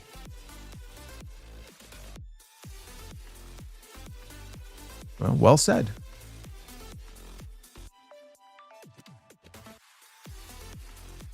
Dried Chicken says we need to break out the megaphone and tell Carmelo Hayes to get out of SmackDown and go to Raw. As if it would be any different over there. Come on, brother. You're smarter than that. What was the likes goal tonight? The likes goal tonight was 550. What do we have? 566. So we're guaranteed the one round to be the booker, but we're 8 out of 10. Look at that on the bonus goals. So we may actually get 2 rounds tonight. Oh, we got Jeremy with a double super chat here. Look at this. I don't know if a word is missing or if there's a previous chat that I missed. It's like it picks up in the middle of a sentence, it looks like. I think he means of course. Of course they want Giulia over. Just have her beat the shit out of Io. Maybe cost her the title. Win a match versus Io, and Giulia would be a major heel. I got news for you, brother. She wouldn't be. She's not over.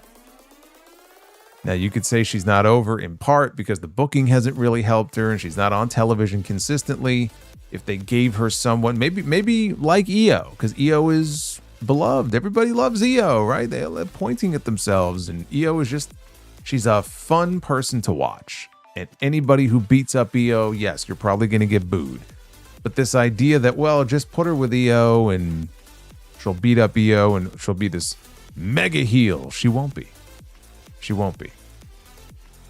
Because I don't trust them to book her consistently enough to get her there. And at the moment, she's not there. Fans have not taken to her. And they don't seem to be in any great sense of urgency to do something different with her that might help get her there. Like, she went from heel to babyface, but what has she done as a babyface? She's done nothing. She beat Kiana. She got jumped by Blake, and she's done nothing ever since. This is what I'm talking about. It's what's so maddening about this. They don't put the effort in. She's done, dude. She's done. It's over. I mean, I'm done giving him the benefit of the doubt when it comes to her.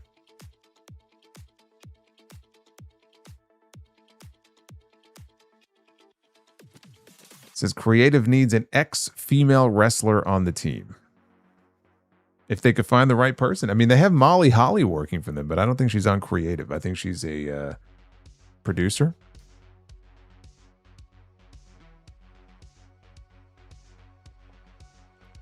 Fried Chicken says, it won't surprise me if Giulia decides to walk out.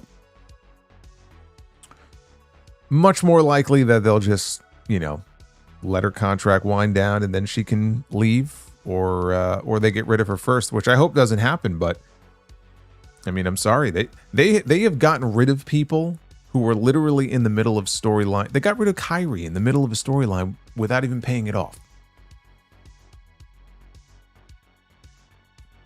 You think Giulia is immune from that?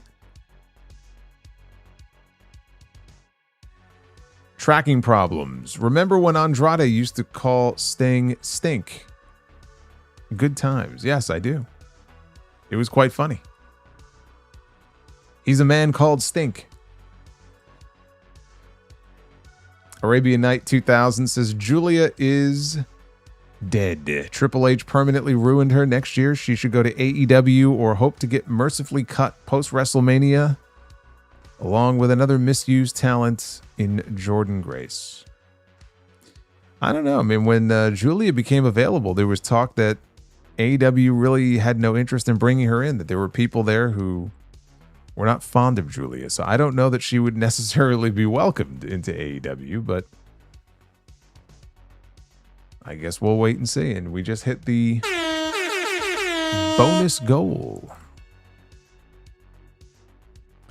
So thank you guys. We hit the 10 out of 10 on that one. So now I'm going to stop that one. And I'm just going to toss this out there for a potential third round. When one goal is achieved, we add a new one. How about it? How about it indeed? The Juliets. Bill Buckner still hasn't bent over to pick that ball up. It's a damn shame. Austin. Thank you again for that $28 super chat. Austin's excited. He's going to SummerSlam. It's his first live event. That's pretty big. SummerSlam used to be one of my top it was really Rumble and SummerSlam were my favorite events of the year. Going back to like golden era times. Lots of great classic SummerSlam shows. I missed those old school SummerSlams with that original theme song. That's when it felt like SummerSlam. Tucky Neutron with a $4.99. Feeling like shit lately? Mental health is no joke. Thanks for being my getaway when I feel like the world is against me and I suck as a person. Well, Tucky Neutron, you do not suck as a person. In fact, I was going to say that username is actually one of the cooler ones that we have here. I love that name, Tucky Neutron. So I don't know what is going on right now on a personal level, but what I can tell you is that you have a whole community of people here who are very happy to have you. And hopefully you will be with us this weekend and many more times in the future. So you don't have to think that at all.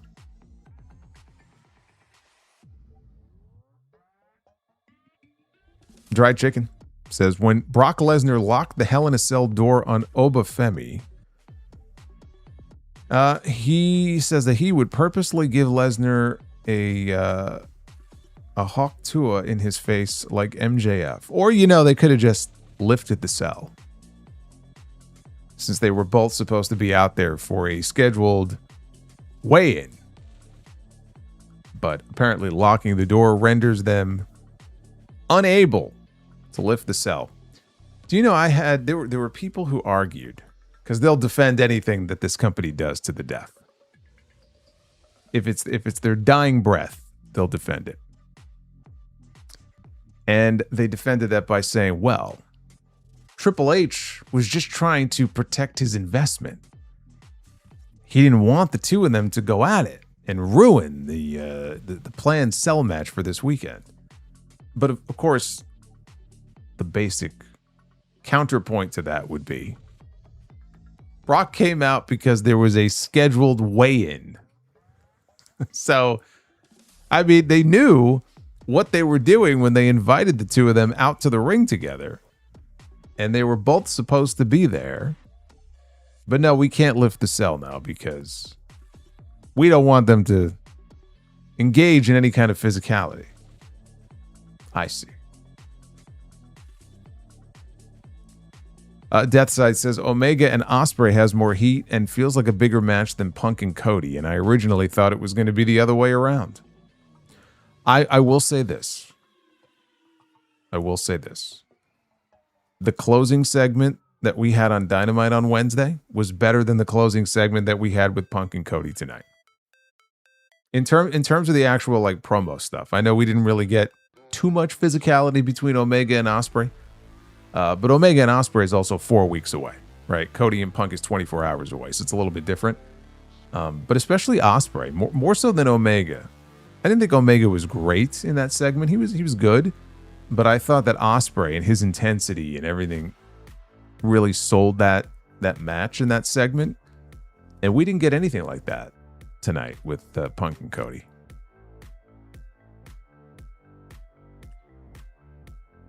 John says, thoughts on Grayson Waller burying the TNA heavyweight title on NXT. This WWE TNA partnership is awful. Says, anyway, just got my HOG LA ticket. Excited. You should be. Yeah, we just made the announcement. Back to Los Angeles on September 4th. So hopefully I get to see some of you guys there. Yeah, I'm going to chime in on the Waller promo on the Sound Off this weekend.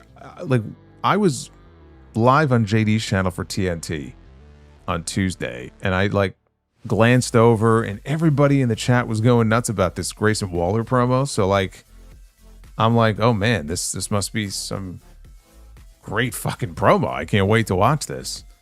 And then I watched it, and I'll give you my full thoughts on the Sound Off on Sunday. I will say I did hear the line where he buried the TNA title. If it's going to lead somewhere, like if it's possibly going to lead to him maybe going to TNA to challenge for the championship, that's one thing. But yeah, you would never, like the equivalent of that, you would never see that. Like TNA would never allow somebody right now to go on their show and say anything remotely similar to that about WWE. It's a very one-sided partnership. Honestly, it's kind of the way I feel about AEW and CMLL. And the way that they book Persephone on AEW television, there's no planet in which Tony Khan would reciprocate that and allow his women's champion to go into CMLL and be treated the same way. It's very one-sided in that regard. Alexander says, one day every PLE will be 2 nights. I sure as fuck hope not. I hope not.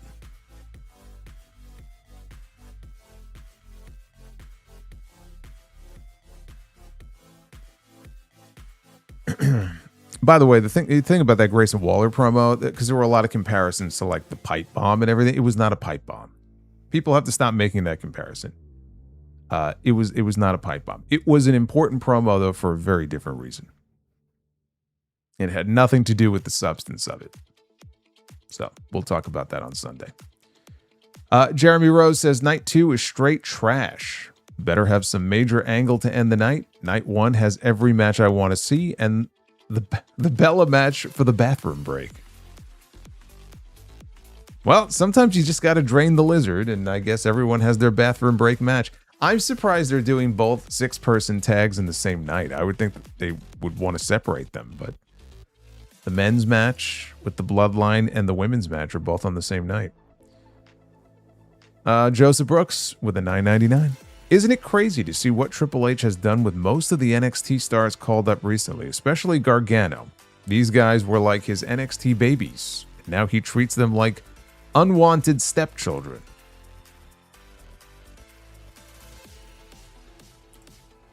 Well, it's like as his kids have gotten older, he just doesn't want to have anything to do with them. It kind of does feel that way. Yeah, I don't have a good explanation for you. It is very crazy.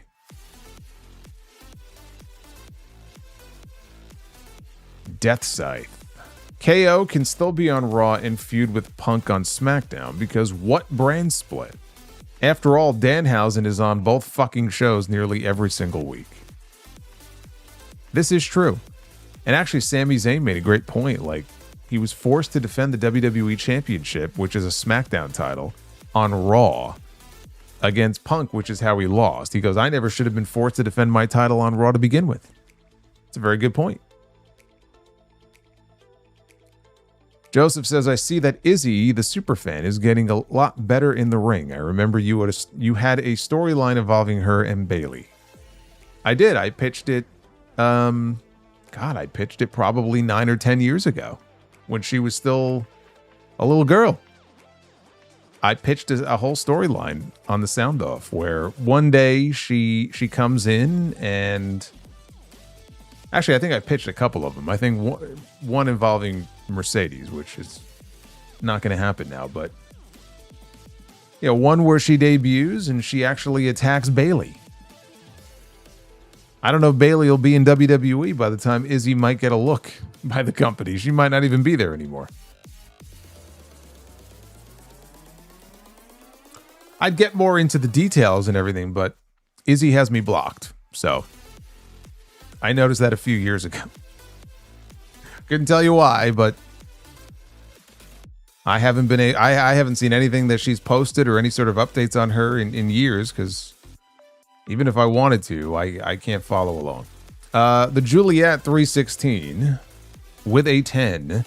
45 years ago, MTV debuted. Oh my God. Also, please, no spoilers for the latest Spider-Man movie in the chat. And AJ Styles' son was victorious in his GHC debut. Yeah, I'm not going to be seeing the Spider-Man movie because I'm not going to get so many of the references. And if I am going to attempt to go back with these Marvel movies and try to play catch up before Doomsday comes out, I feel like this one, I've got to wait.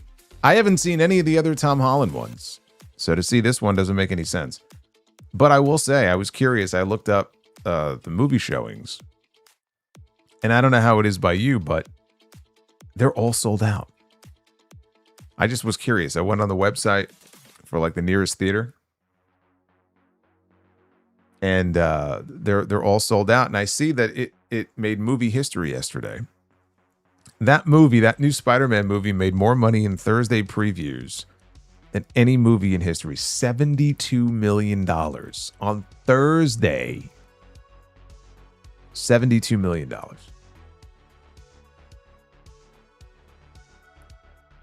That's insane.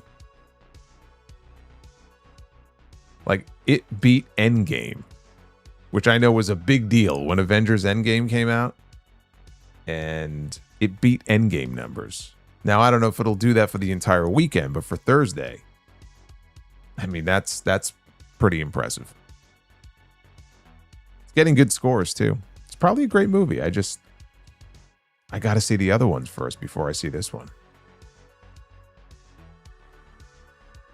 But yeah, it looks like it's sold out everywhere. I don't think it's in IMAX, though. I think because all the IMAX showings are still sold out with Odyssey. Odyssey only had a 25% drop, which is incredible. Yeah, I figure with this new movie, the Spider-Man movie, it would have dropped a lot more than that. But 25% drop is great. It's good, though. It's good to see the movies making a rebound in theaters because, the pandemic really killed it. And then there was all this talk about how, the movie theater industry is going to go out of business. There's not going to be movie theaters anymore. This has been like a huge rebound year for movie theaters. So it's good to see. Super Pony, would it be overbooked if they had Randy cost Cody and Owens attack Punk after the match? Yes. Doesn't mean that I wouldn't like to see it. You just asked me if it would be overbooked. The answer is yes. There was a match in the Owen Hart tournament with Will Ospreay and Mark Davis that I loved. Incredibly overbooked. Probably the most overbooked match I've seen all year, and I fucking loved it. Overbooking doesn't necessarily mean bad, right? You don't want to make a habit out of it. It depends on like what you're doing. The WrestleMania 40 main event was overbooked as all shit. It's one of the best WrestleMania main events of all time. It just depends on the situation. If it's going somewhere where it's going to lead to something great, then it's okay.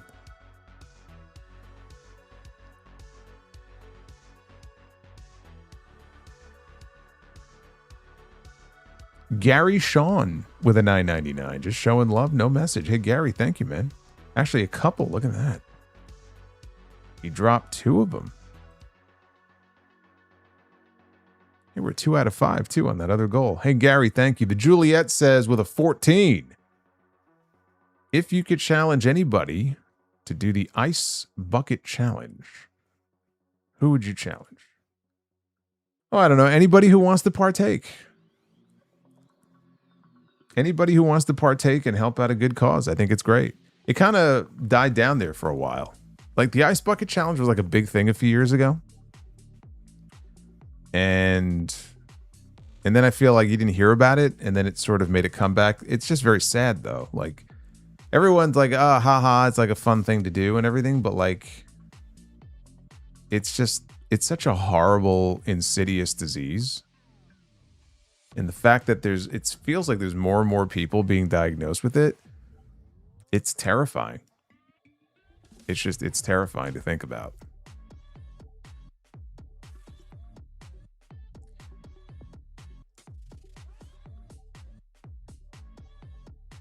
Leo says, I'm not saying I want Kiana to leave, but her on the indies tearing shit up, maybe a TNA run would be amazing. It would be so great to see her show what she's capable of and stick it to WWE. When they broke up her and Giulia, or we knew that it was coming, right? I said Kiana is the one who they're probably going to be more apt to push, more than Giulia. And now I'm like, I don't even know if they have the desire to push Kiana. I don't understand the mentality behind cooling so many of these people down at a time when you can really use some new faces in the women's division.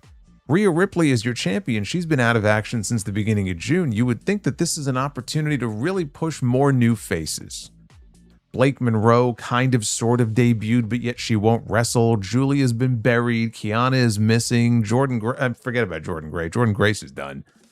I don't know what's going on, dude. I don't know. I don't know why any of this is happening. The whole thing is a fucking mess.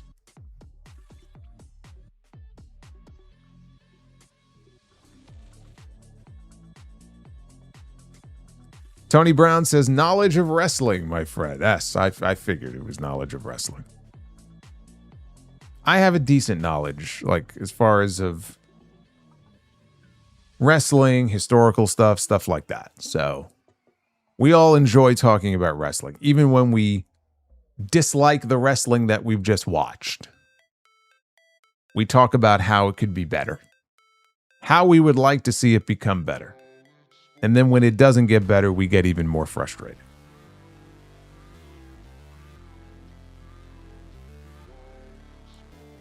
And Nick Grasso with the $9.99. Really enjoyed the Big Boss Man Dark Side of the Ring episode. Didn't know he had a painkiller addiction. I was surprised that so many people offended by 99 Boss Man. Also, can't believe they recreated the Hell in a Cell spot. Yeah, they did recreate it. They do a good job on the recreations on the show. I enjoyed the episode. I've got a full review. I've got a lot to say about that and stuff that wasn't included, as I usually do. But you'll get that on the Sound Off this weekend. Full recap of the Big Boss Man. One of the more memorable characters from my wrestling childhood. Enough! Enough! Enough! Okay. Jeremy didn't want to hear me say that, I guess. Jeremy Rose. A $20 super chat. Says, enough. Jeremy, I'll get to you in a second. We're 3 out of 5 now on that double bonus goal. Who we have? We have Joseph.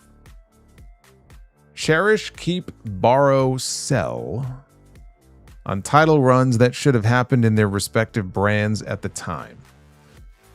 It says Y2J as WCW champion in WCW. RVD as ECW champion in the original ECW. Monty Brown in TNA. Cody in AEW. Monty Brown for sure in TNA.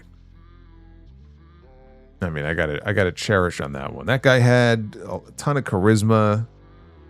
They were a young company that was growing, and you never know who catches fire. And maybe it could have been him. You know, we'll never know. But it's just crazy to me that he never got there. As far as RVD, I'd probably go with it number 2. I didn't put him at number 1 just because I feel like the injury kept him out for so long and he was destined to move on to bigger things. But of course, RVD is ECW champion. I mean, that would have made a lot of sense. Cody in AEW, and then I put Y2J last. I never felt like Jericho as WCW champion seemed unrealistic to me. At least at that time. Had he stuck around, then sure, but... Dry Chicken says, when Kenny Omega's character gets paranoid, he makes terrible decisions that always have consequences for his actions. So it makes him a good heel. I'm not sure he's supposed to be a heel right now, but he was definitely coming off more heelish on Wednesday. Super Pony, do you think it's more likely we get Owens tomorrow night or on SmackDown on the 21st in Toronto? I think when he comes back, it's not going to matter whether they're in Toronto or not. I think it's more likely, if anybody, that we get Orton than we do Owens tomorrow. I don't think Toronto really has anything to do with it. And Deathside says it's amazing how Grayson Waller has made himself more relevant in 8 minutes than Austin Theory has in 8 months.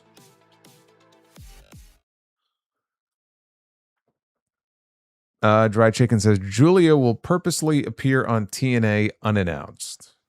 Yeah, like they would put her on there. TNA is going to go rogue and show Giulia? I don't think so. I don't think so. And Jeremy Rose with a 20. Anyway, Orton and KO return to help Cody, creating a stable. Storyline-wise, Cody getting punted and KO injury made him come to his senses, and he rekindles the relationships. Goal is to get rid of Punk. Goal is to get rid of Punk. And then it says WGIS. Killing, do you mean who's killing WWE? That's a weird typo. I don't know, man. And then you got to wonder where Drew McIntyre fits into all this, because McIntyre is going to be back soon also. You put together Orton and Cody and KO. I mean, who do you counter them with? Punk and who? Who's on the other side? Sammy? Sammy just went heel. Why would Sammy want to align with Punk? That group is almost too powerful. Would be interesting, but I think it's too strong of a faction. Unless you have some really good baby faces outside of Punk to really counter it. Danhausen. Yeah. It's believable. Just what we need, yes.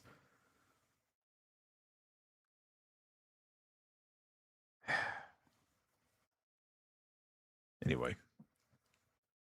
Some good questions.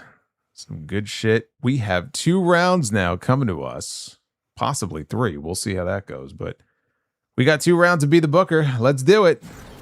Ladies and gentlemen, we're 2 hours into this thing. Let's get the show on the road here. It is time to be the booker. It only gets better from here.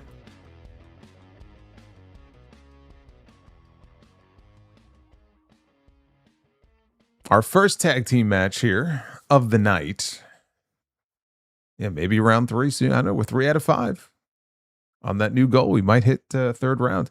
We have Nikolai Volkov and the Iron Sheik. Sheiky Baby is in Be the Booker. Man, we go from Haku on TV tonight, and then we got Sheiky Baby here in Be the Booker. Former tag team champions. And they're going to be stepping into the ring with Hog and Pig, the Godwins. What a terrible match that sounds like. The Godwins against Nikolai Volkov and the Iron Sheik. That sounds awful. Not the way I wanted to start this. I mean, I know it's chic, but we're not talking about cutting promos. We're talking about in ring.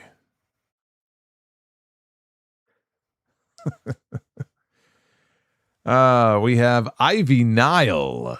Where's she been? We haven't seen her on TV either.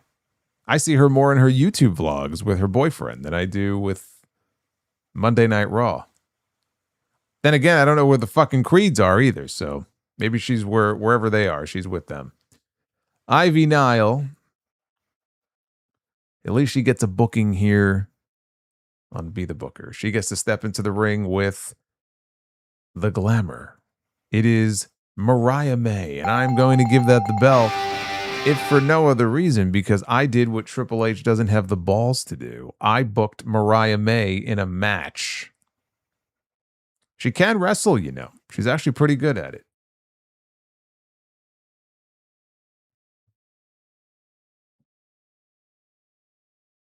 All right, our main event now. First main event of the evening. Got one more to go. Last seen with the Creeds in AAA. Great.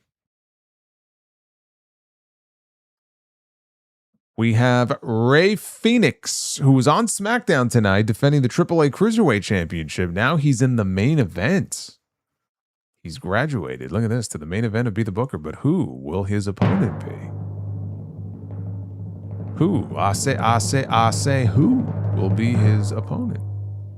It will be the Nature Boy, Ric Flair, against Rey Fenix. He's going to be bumping all over the place for Rey Fenix. Ric Flair and Rey Fenix. There's a clash of styles. That's a very interesting clash of styles there. Yeah, I think that could be a fun one.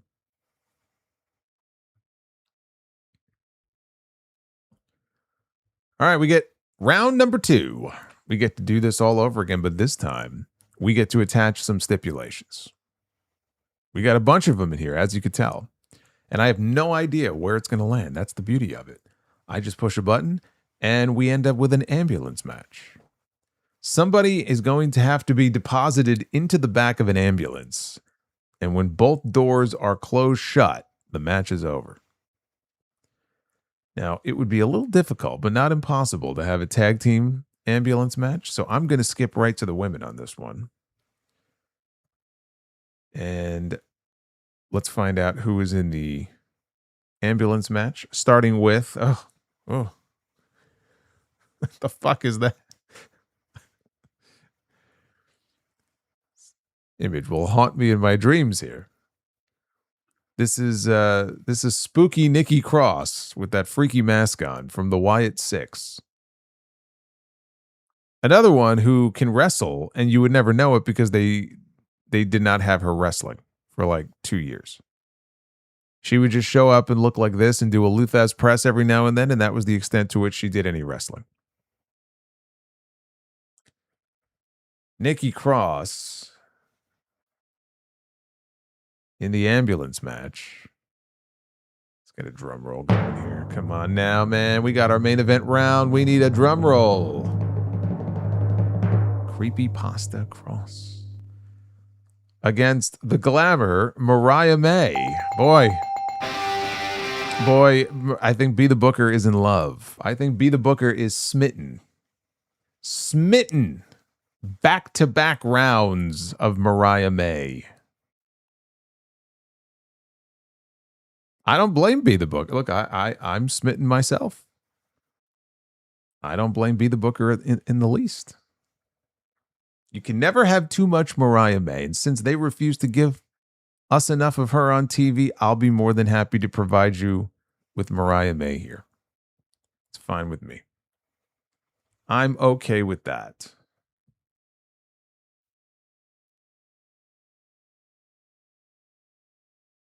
We have an exploding barbed wire death match.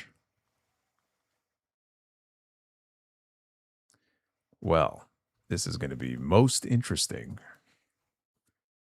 Exploding barbed wire death match. There are certain people who would really fit in a match like that, and there are a lot of people in this that absolutely would not fit there. Drew McIntyre. Interesting. I think Drew McIntyre would do well in an exploding barbed wire death match. He took a lot of abuse. He was bleeding like a pig in that Hell in a Cell match with Punk. I don't think he would shy away from an exploding barbed wire death match. I think he would excel.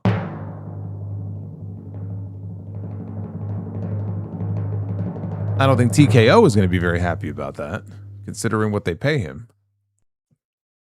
Oh my, look at that.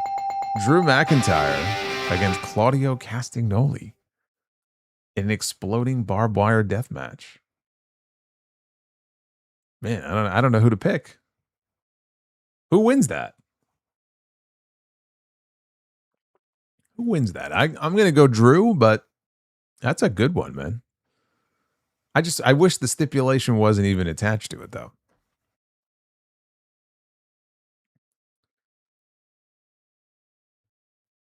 And now our main event of the evening, ladies and gentlemen.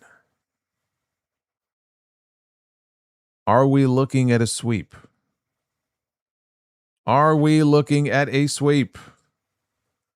Another exploding barbed wire death match. Oh my God. Vince Russo has struck again. This is what you call classic overbooking. Classic overbooking. You don't book back-to-back exploding barbed wire death matches. You don't do that. Be the Booker has a thirst, we've learned tonight, for blood and for Mariah May. Those are the two things that Be the Booker has a thirst for. My goodness.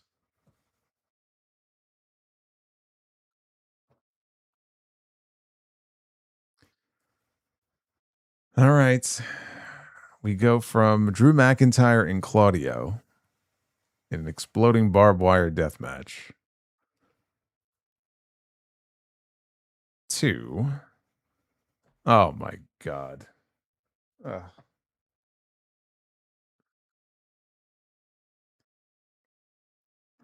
The former NWA World Heavyweight Champion, Tyrus.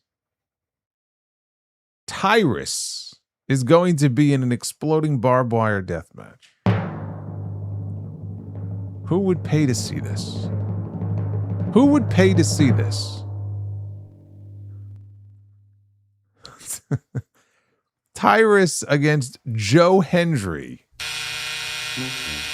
in an exploding barbed wire death match.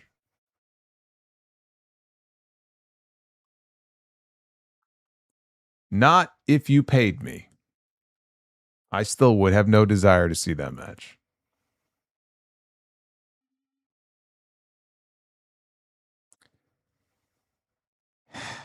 So that's the bad news. However, I do have some good news.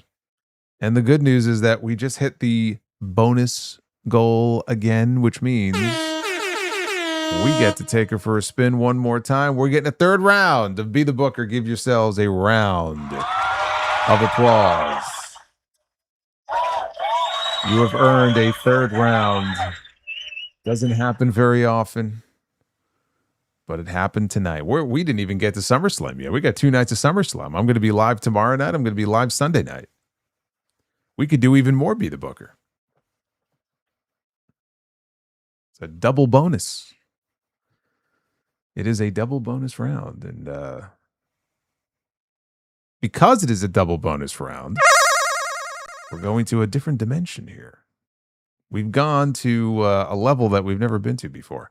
All right, we're going to have a last man standing match. Oh man, I'm just happy that it's not another exploding barbed wire death match. Personally, I'm very happy about that.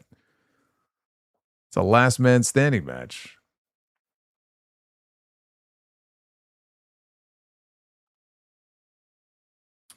Okay. Let's see. Hope you're keeping track of these cards. You gotta have to compare them when we're done here and see which round is the best. Mr. Perfect, Kurt Hennig. I like where this is headed.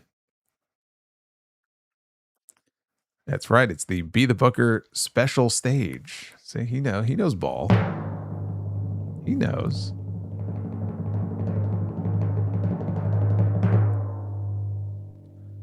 Mr. Perfect against JBL in a last man standing match. You know what? I'll give that the bell. I'll give that the bell. I think that has the potential to be good. 2 heels, though. A little weird. Not a big fan of that. Not a big fan of the 2 heel thing, but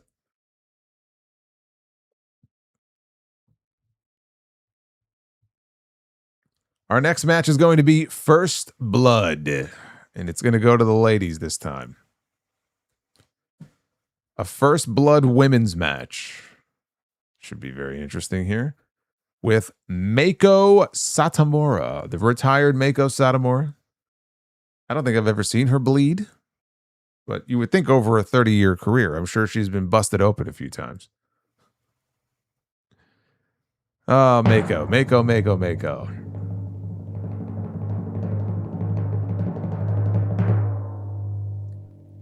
Satomura against Jade Cargill. Mako Satomura is going to make Jade Cargill bleed. Bleed her own blood, as Billy Graham once said.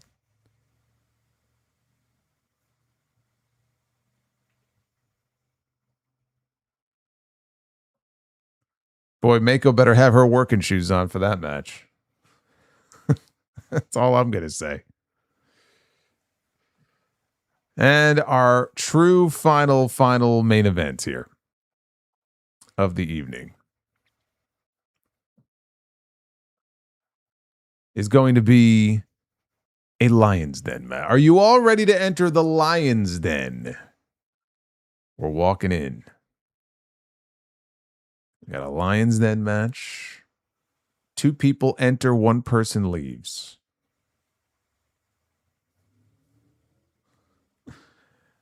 We have got the American Badass, the Undertaker. This is Limp Bizkit Taker. Inside the Lion's Den. I wouldn't want to be trapped in the Lion's Den with the Undertaker. It's a little rough.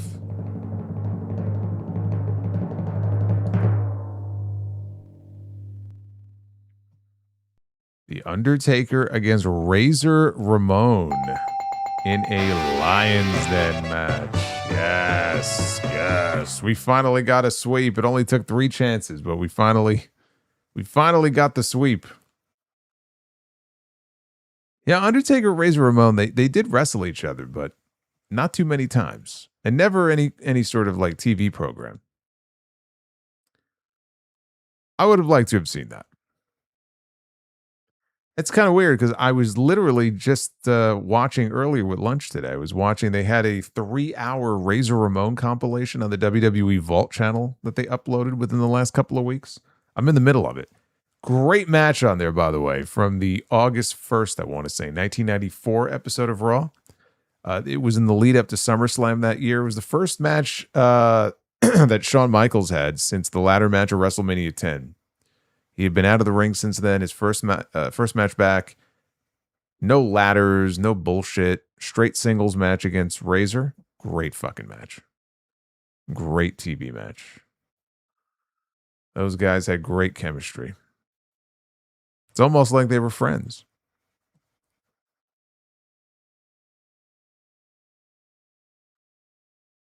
EJ Slimp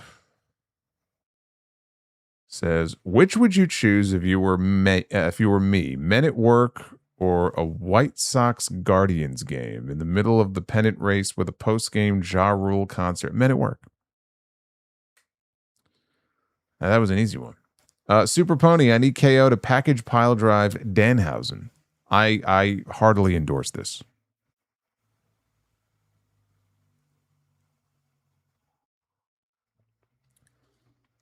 EJ says, in honor of the Iron Sheik, fuck the Hulk Hogan. That's right. That jabron. Break his back and make him humble. Super Pony says, Sap just reported that Kevin Owens is in Minneapolis. Interesting. I wouldn't say that necessarily means anything because I feel like he's been around some of the events, and I know he was also doing the LFG stuff. But in light of the Meltzer report today, it is interesting. I hope so, man. We need him back in the worst way. Gary Sean with a couple of $9.99 super chats. Gary is probably the reason we hit that bonus round here, would be the booker. So Gary, thank you, brother. Gary put us over the top there. Without that, we wouldn't have gotten the clean sweep that we got. Dry Chicken says Nikki Cross against Mariah May. Chucky and Ash Williams on commentary during Halloween. Sith Banks 87 with a 5. Just joined the show, so sorry if you already answered, but did you figure out the YouTube TV ESPN Unlimited? I've been trying to get it synced. I finally did today. I finally got the frickin' thing to work. So I'm going to try this weekend. We're going to give it a shot and see if I can actually access SummerSlam. Took long enough for YouTube TV to finally have the integration, but I couldn't get it to work, and I wasn't the only one. Like, the option I was supposed to check off just wasn't there. So unless they were just like slow rolling it out, but I finally got it to work today. So we shall find out tomorrow. Navy 4181 says the first pay-per-view I saw was SummerSlam 89. That was a great one, dude. That was at the Meadowlands. A week later, Rick Rude beat the piss out of Roddy Piper on the Brother Love show with a podium and the Rude Awakening. SummerSlam 89 is a favorite of mine. Great main event. It was Hogan and Beefcake against Macho Man or Macho King and Zeus. But really fun main event. Hey, 1972 Bones. You're very welcome. But also the Warrior Rick Rude match on that show. Better than their WrestleMania match. Actually, the best match I ever saw them have. They wrestled at SummerSlam in a cage match the following year. But that 89 match is the best one they had.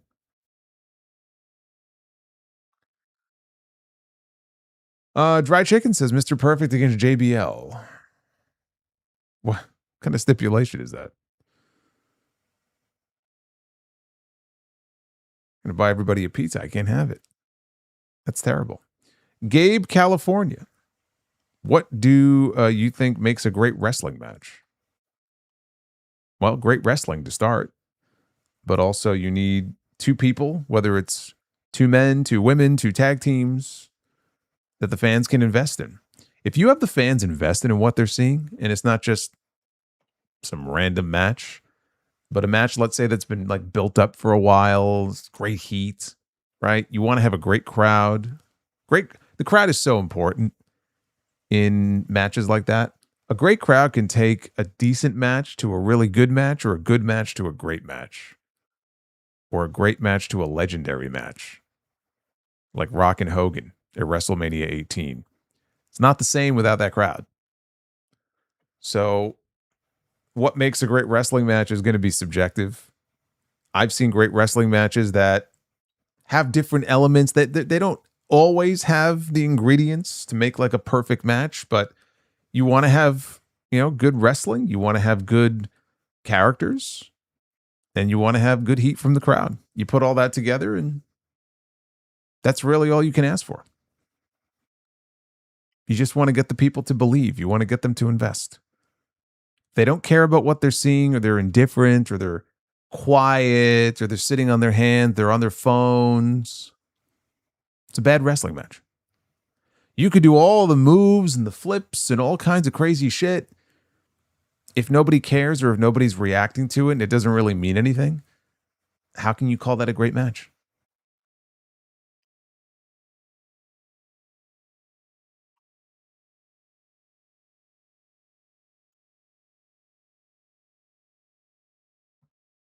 Charlotte versus Jade. Maybe the interim title on the line next Friday. I told you, look, if it's not going to be Lash, I'm going with Jade. I don't see Charlotte winning on Sunday. But somebody said was that announced already, that Charlotte and Jade are having a singles match on SmackDown next Friday? I think I saw somebody mention that.